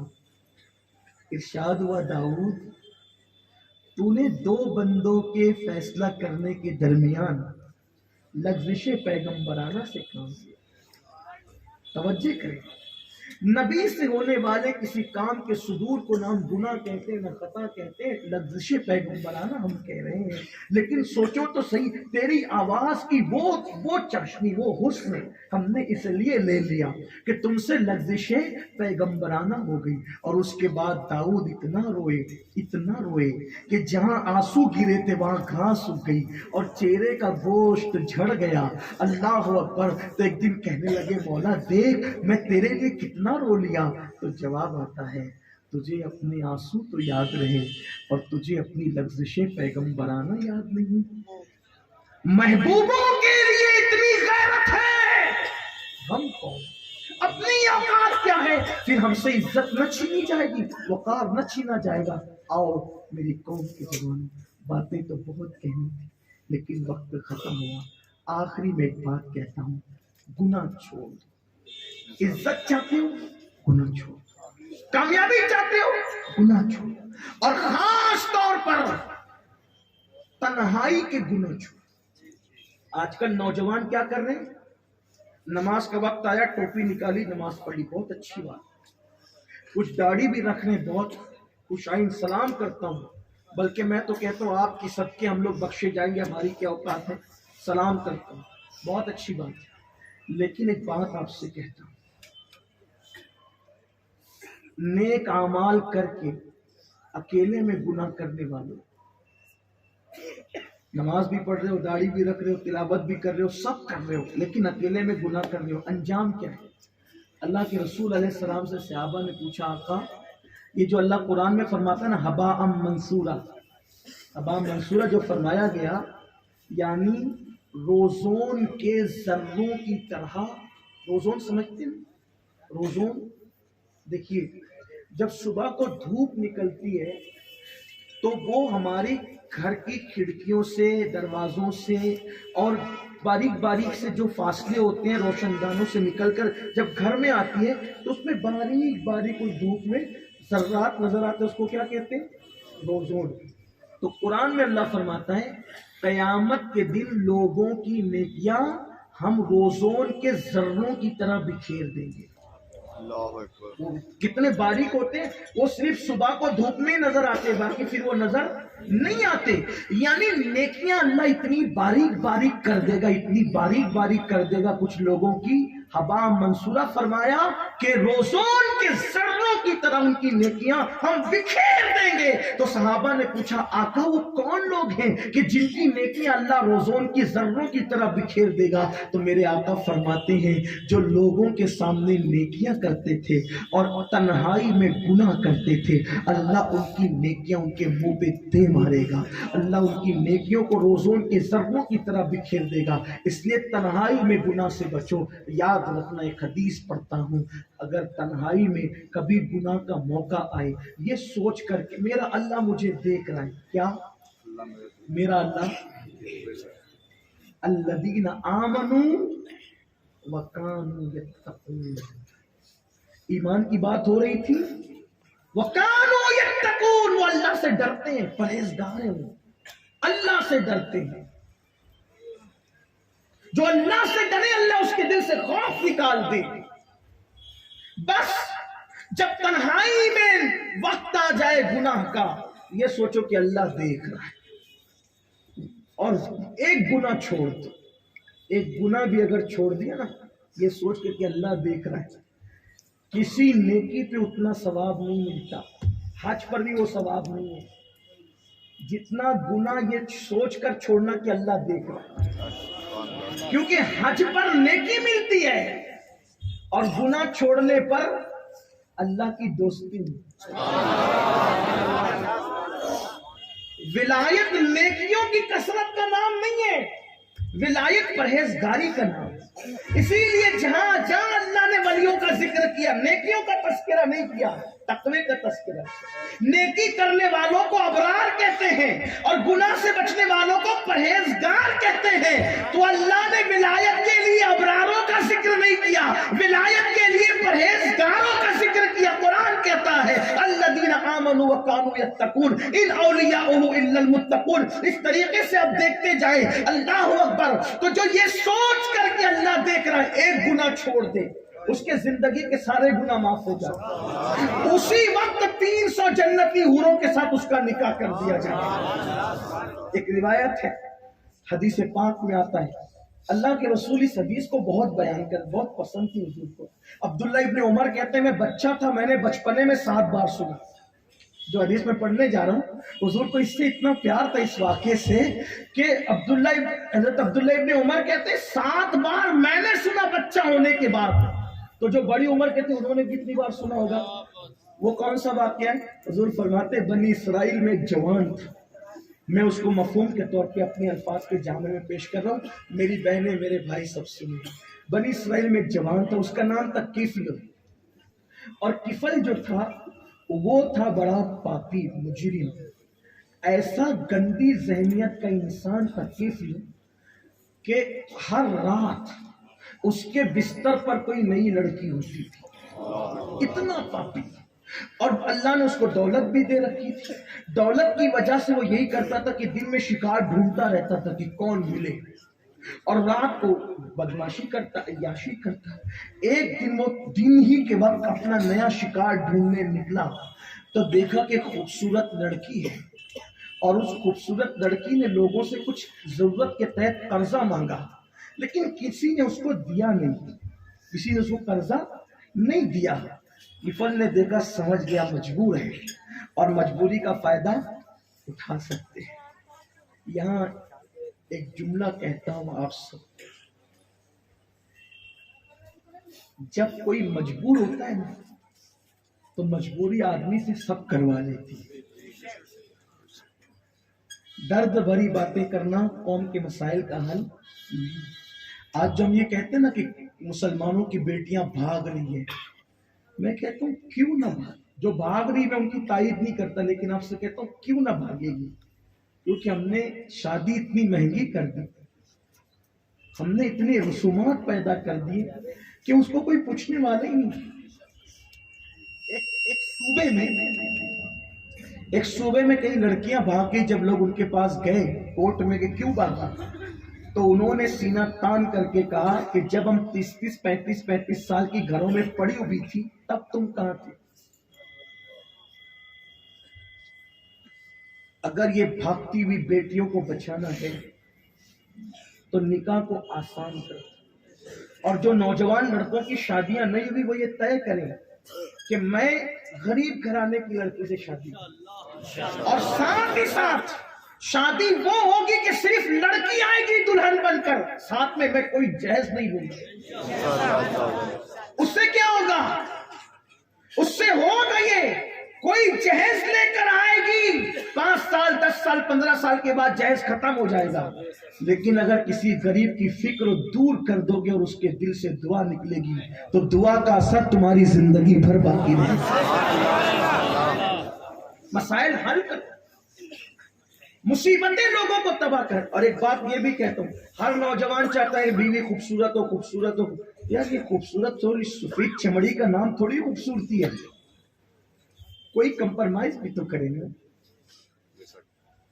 یہ بھاگتی ہوئی بیٹیوں کو اگر بچانا ہے تو کوئی یہ بھی تو سوچے کہ میں نے قربانی دینی ہے، میں نے قربانی دینی ہے. چلے کوئی سادہ سیدھی طبیعت یا سادے سیدھے چہرے کی لڑکی سے نکاح کر لیں، اس لیے کہ سفید چمڑی تھوڑی خوبصورتی ہے. خوبصورت عورت خوبصورت بیٹا پیدا کرے یہ ضروری نہیں ہوتا، لیکن نیک عورت کی گود میں نیک بیٹا ہی پیدا ہوتا ہے. ہاں، اس لیے بیوی خوبصورت دیکھنے کی بجائے بیوی خوبصورت دیکھو. صورت کو زوال ہے، سیرت کو زوال ہے. ہاں، خوبصورت سے خوبصورت لاتے ہو، 3-4 بچوں میں تو نارمل ہو ہی جاتی ہے نا، اور آپ بھی ہو جاتے ہیں. آج سے 18 سال کی عمر میں جیسے نظر آتا تھا آج ویسا تھوڑی دکھتا. آپ 18 سال میں جیسے نظر آتے تھے آپ ویسے تھوڑی دکھتے ہیں. آدمی کا ڈیل ڈول بدلتا رہتا ہے، صورت بدلتی رہتی ہے، شکل بدلتی رہتی ہے. تو شکل پہ کیوں لاتے ہو؟ سیرت پر لاؤ، سیرت دیکھو. ارے غوث پاک کی امی کا نکاح تو ہوا اس بات پہ تھا کہ وہ لنگڑی بھی ہے، وہ لولی بھی ہے، وہ اندھی بھی ہے، وہ بہری بھی ہے. اسی بات پر تو نکاح ہوا تھا. لیکن حضرت ابو صالح نے قبول کیا تھا. اسی لیے تو ہم کہتے ہیں باپ صالح اور ماں خیر پر ہو تو بیٹا ولی پیدا ہوتا ہے. لیکن اگر باپ ابو صالح اور ماں ام الخیر ہو تو بیٹا ولیوں کا سردار پیدا ہوتا ہے. ان کے والد صالح نہیں ابو صالح، اور ماں خیر نہیں ام الخیر. یہ کردار کی برکتیں. تو کفل ایک نیا شکار ڈھونڈنے نکلا، اور جب شکار ڈھونڈنے نکلا تو دیکھا کہ وہ لڑکی مجبور ہے کسی سے پیسے مانگ رہی، قرضہ کوئی دے نہیں رہا ہے، کوئی نہیں دے رہا ہے. تو اس نے دیکھ لیا یہ مجبور ہے، اس کی مجبوری کا فائدہ اٹھانا. تو یہ کیا کیا اس نے؟ کتنا چاہیے اتنا، اس سے بہت زیادہ اس کے دامن میں بھر دیا. مولا کائنات کہتے ہیں انسان احسان کا بندہ ہے. جو جس پہ احسان کرے گا نا وہ اسی کے ساتھ دبا رہے گا. ہاں، مسلمانوں کی اگر کچھ بیٹیاں، کچھ الحمدللہ مسلمانوں کی بیٹیاں بھاگتی نہیں پہلے، اگر کچھ آزاد خیال بھی ہے تو بڑے درد کی بات ہے، اس کے اندر اسلام نہیں ہوتا، اسلامی تربیت نہیں ہے. بیٹیوں کے بھاگنے کی ایک وجہ یہ بھی ہے کہ گھر میں بیٹیوں کو پیار نہیں ملتا، وہ باہر پیار ڈھونڈتی ہے. اپنی بیٹیوں کو پیار دینا سیکھو. اگر بھائی ہے تو اپنی بہن کو پیار دے. جس بیٹی کو گھر میں پیار ملے گا وہ کبھی باہر کے پیار کی تلاشی نہیں ہے. کوئی نادان نہیں ہے. بیٹیوں کو بوجھ سمجھنے والوں، تمہاری بیٹیاں بوجھ نہیں ہیں، اللہ کی رحمت ہے. بزرگوں نے فرمایا جب بیٹا پیدا ہوتا ہے تو اللہ کہتا ہے جا اور اپنے باپ کی مدد کر، اور جب بیٹی پیدا ہوتی ہے تو اللہ فرماتا ہے جا تاکہ میں تیرے باپ کی خود مدد کروں.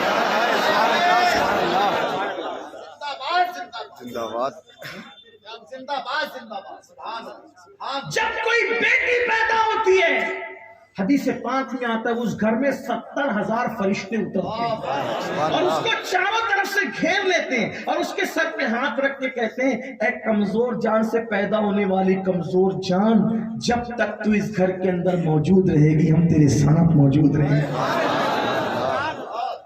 اور پھر میرے نبی نے صحابہ نے فرمایا اے میرے صحابہ، جو 3 بیٹیوں کی پرورش کرے گا اور اچھے گھر میں شادی کرے گا وہ باپ اور میں جنت میں اتنے قریب ہوں گے جیسے یہ 2 انگلیاں قریب ہیں، جیسے یہ 2 انگلیاں قریب ہیں۔ جب میں نے پہلی بار یہ حدیث پڑھی تھی تو میری شادی بھی نہیں ہوئی تھی، لیکن جب میں نے یہ پڑھا تو میری آنکھیں نم ہو گئی۔ آقا، کسی عمل پر آپ نے اتنی قریب میں جنت نہیں بانٹی، شہید کو بھی شہید ہو کر کے اتنے قریب میں جنت نہیں دی، لیکن 3 بیٹیوں کے باپ کے لیے کہا۔ لیکن کون سا باپ جو بیٹی کو بوجھ نہ سمجھے، جو بیٹی کی بے عزتی نہ کرے، جو بیٹی کی انسلٹ نہ کرے، بلکہ بیٹی کو احترام کے ساتھ پالے اور اچھی تربیت کر کے اچھے گھرانے میں شادی کرے عزت کے ساتھ۔ آقا فرماتے وہ بیٹی 3 بیٹیوں کا باپ اور میں جنت میں اتنے قریب ہوں گے جیسے یہ 2، یوں جوڑ کے کہا جیسے یہ 2 انگلیاں قریب ہیں۔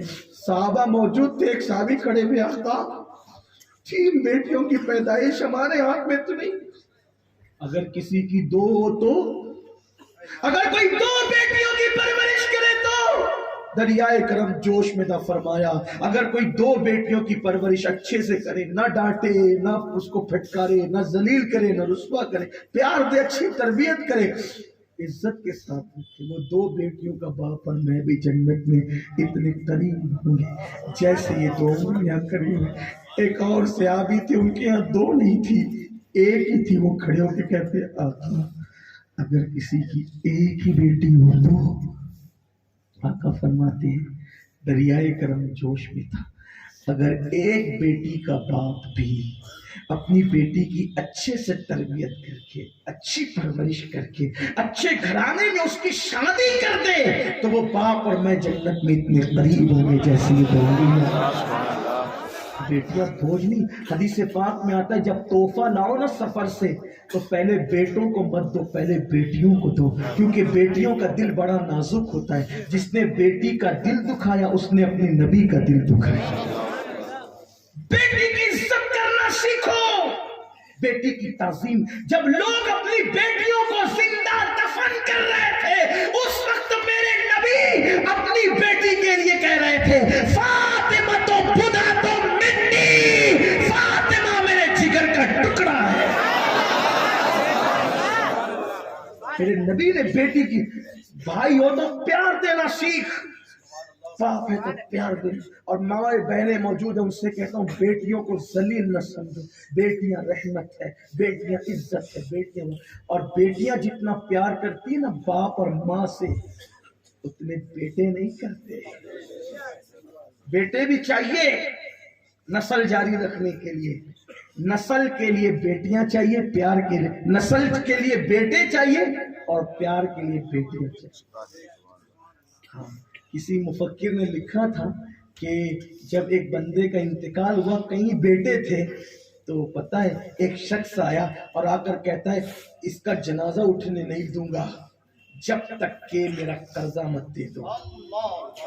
تو بیٹے بگلے جھانک رہے تھے، بیٹی نکل کر آئی اور کہا کہ میرا جو کچھ زیور میرے بدن پر ہے سب لے لے، لیکن میرے باپ کے جنازے کو رسوا نہ کر۔ یہ ہوتی ہے بیٹیاں، بیٹیوں کو لوگوں نے پوچھا کیا ہے، سب رسومات اور رسومات۔ تو بہرحال تو وہ خاتون جو تھی، وہ لڑکی جو تھی، اس کے دامن میں جب کفل نے ڈھیر ساری رقم ڈال دی، احسان تلے دب گئی۔ اس نے احسان کی نگاہ سے کفل کو دیکھا، کفل نے کہا میں نے تجھے جو کچھ دیا اس پر میں تجھ سے کچھ نہیں مانگتا، نہ قرض، میں قرض کے طور پہ بھی نہیں دیا، تجھے ایسے ہی دے دیا، لے جا، لیکن ایک خواہش ہے، تھوڑی دیر چل کر میرے گھر بیٹھے، اور چونکہ وہ پیسے لے چکی تھی، دامن بھر چکا تھا اس کا، چلنے کو تیار ہو گئی. جیسے ہی گھر میں گئے کفل نے کھڑکی دروازے سب بند کر دی. اللہ کے رسول علیہ السلام فرماتے سب بند کر کے وہ لڑکی کے پاس بیٹھا اور بیٹھ کر کھسکنے لگا. آگے بڑھ کر جیسے اس کی آبرو پہ ہاتھ ڈالنے لگا وہ کانپنے لگی، وہ کانپ رہی تھی. کفل نے کہا سماج کے کسی بھی عزت دار نے تیری مدد نہیں کی ہے، تو کس سے ڈر رہی ہے؟ کھڑکی دروازے سب بند ہے، کوئی نہیں دیکھ رہا ہے، تو کس سے ڈر رہی ہے؟ لڑکی نے کہا کفل میں جانتی ہوں جو گناہ تو کرنے جا رہا ہے تو کئی بار کر چکا ہے اوروں کے ساتھ، لیکن میں نے کبھی نہیں یہ گناہ کیا ہے. اور تو کہہ رہا ہے نا کہ سب کھڑکی دروازے بند ہے، کون دیکھ رہا ہے؟ سارے دروازے کھڑکی بند ہے، لیکن ایک دروازہ ایسا ہے جس کو کوئی بند نہیں کر سکتا. وہ دروازہ اللہ اور بندے کے درمیان کھلا ہوا ہے. اس دروازے کو بند کرنے میں کسی کی طاقت اور قوت نہیں ہے. کفل میرا اللہ مجھے دیکھ رہا ہے اور میرا اللہ تجھے بھی دیکھ رہا ہے. میں اس لیے کانپ رہی ہوں کہ مجھے میدان محشر کا منظر یاد آ رہا ہے کہ جب قیامت میں میرا اللہ مجھ سے پوچھے گا اے لڑکی، اے میری بندی، تو نے یہ جرم کفل کے ساتھ کیوں کیا تھا؟ تو میں اپنی زبان میں وہ طاقت کہاں سے لاؤں گی کہ اپنے اللہ کو میں جواب دے سکوں؟ کفل اللہ دیکھ رہا ہے تجھے بھی اور مجھے بھی. دل سے جو بات نکلتی ہے اثر رکھتی ہے. جیسے ہی کفل نے سنا اس پر بھی اللہ کا خوف غالب آ گیا کہ اللہ دیکھ رہا ہے. اس لڑکی سے کفل نے کہا جلدی نکل جا، یہ پیسے سب تیرے ہیں. جب اللہ دیکھ رہے تو جا، آج ہم گناہ نہیں کریں گے، اللہ دیکھ رہے، نکل جا. وہ لڑکی جیسے ہی دروازے کے باہر نکلی، ادھر لڑکی باہر نکلی، ادھر موت کا فرشتہ اندر آیا. قسمت کی بات ہے. اگر کفل اس کی بات نہیں مانتا تو کفل کو موت کس حالت میں آتی؟ اسی لیے میں اپنے جوانوں سے کہتا ہوں حجام کی کرسیوں پہ بیٹھ کر داڑھی مڈانے سے پہلے، نرم گدوں پہ لیٹ کر موبائل ہاتھ میں لے کر زنا کے مناظر دیکھنے سے پہلے، فلموں کو دیکھنے سے پہلے، کاروں میں گانے سننے سے پہلے ایک تصور کر لینا موت کا کوئی وقت متعین ہے کہ نہیں ہے. اگر اسی حالت میں موت آ گئی، ہاتھ میں موبائل تھا اور زنا کے مناظر دیکھ رہے تھے، کیا منہ دکھاؤ گے اللہ کو؟ حجام چہرے پر وسترا رکھ کر کے داڑھی مڈا رہا تھا، کیا منہ دکھاؤ گے اللہ کو؟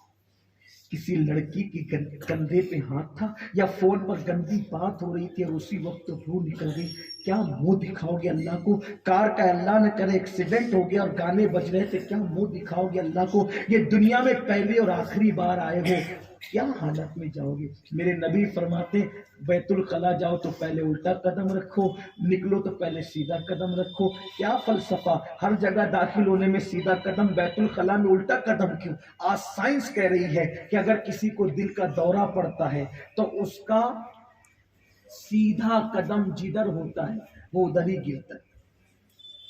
اگر کسی کو ہارٹ اٹیک آئے، دل کا دورہ پڑے، تو اس کا سیدھا پیر جدھر ہوتا ہے وہ ادھر گرتا ہے.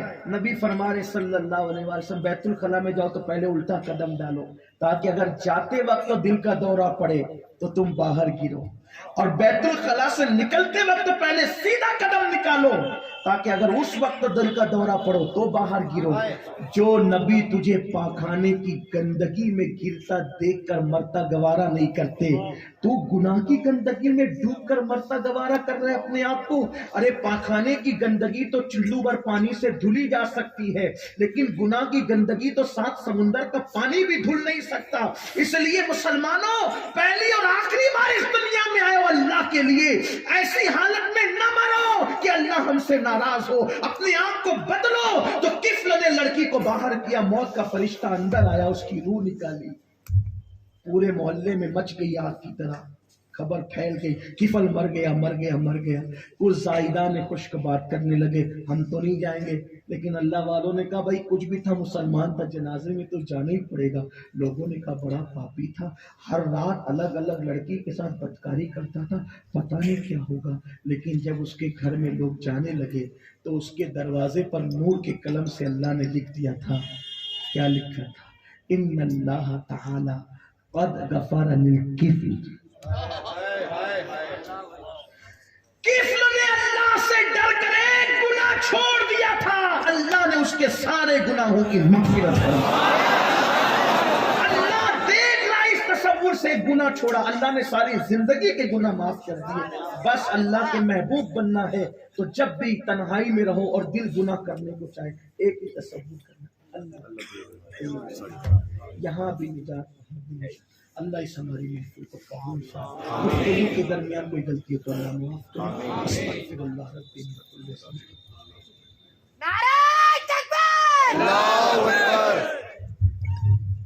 ادھر نہ تیر نہ خنجر کمان باقی ہے، ادھر ہر ایک دہن میں زبان باقی ہے۔ عجیب جنگ ہے یہ جنگ کربلا، جس میں ہوا جو قتل وہی خاندان باقی ہے۔ دیکھیے جو جس جگہ پر ہے اسی جگہ پر بیٹھے رہے، ٹھیک ہے نا۔ اب حضرت نانی میاں صاحب اللہ کا ہم کچھ باتیں سنیں گے نا، کیا آپ جائیں گے؟ جائے گا کوئی نہ جائے، ٹھیک ہے نا۔ یہ دیکھیے یہ نورانی چہرے، یہ نورانی چہرے دیکھیے، منانی میاں صاحب کو دیکھیے، سوچئے جب منانی میاں صاحب ایسے ہیں تو اعلیٰ حضرت کیسے رہے گا۔ ادھر چہرہ دیکھیے اولاد غوث اعظم کا، سید صاحب کا دیکھیے، سید صاحب جب ایسے نظر آ رہے ہیں تو غوث اعظم کیسے نظر آتے ہیں۔ تو اس لیے دیکھیے سونا تو ہمیں روزانہ ہے، مگر یہ نورانی چہرے کبھی نہیں ملیں گے دیکھنے کو۔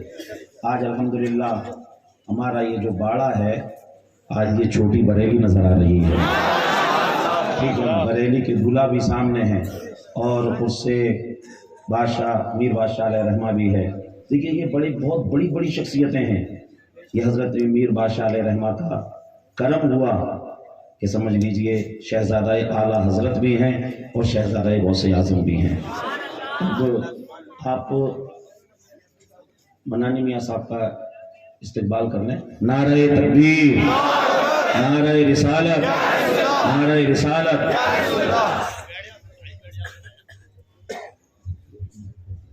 دیکھیے منانی میاں صاحب کے ساتھ ان کے ساتھ جو مہمان آئے ہیں وہ دو شعر نہ پڑھیں گے جب تک ہم مائک سیٹ کریں۔ حضرت کا جو بھی ناصحانہ بیان ہے وہ سنیں گے ہم، اور جو حضرات مرید نہیں ہوئے ہیں یہ بہت اچھا موقع ہے مرید بھی ہو کر جائیں۔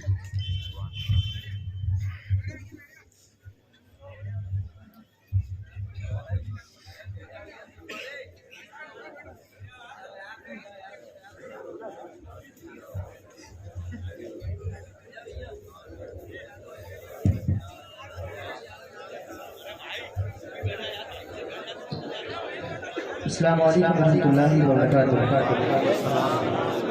درود پاک پڑھیں۔ صلی اللہ علیہ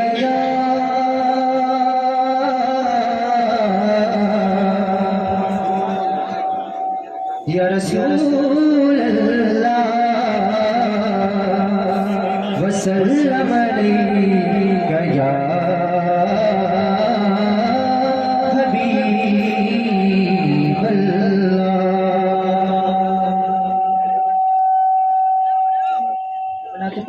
شیر پیش خدمت کرتا ہوں، ملاحظہ فرمائیے گا، اور جو بھی آدم میرا سے محبت رکھتے نا دونوں ہاتھ اٹھا کر محبت سے بولے سبحان اللہ، ایک بار اور بولے یا رسول اللہ۔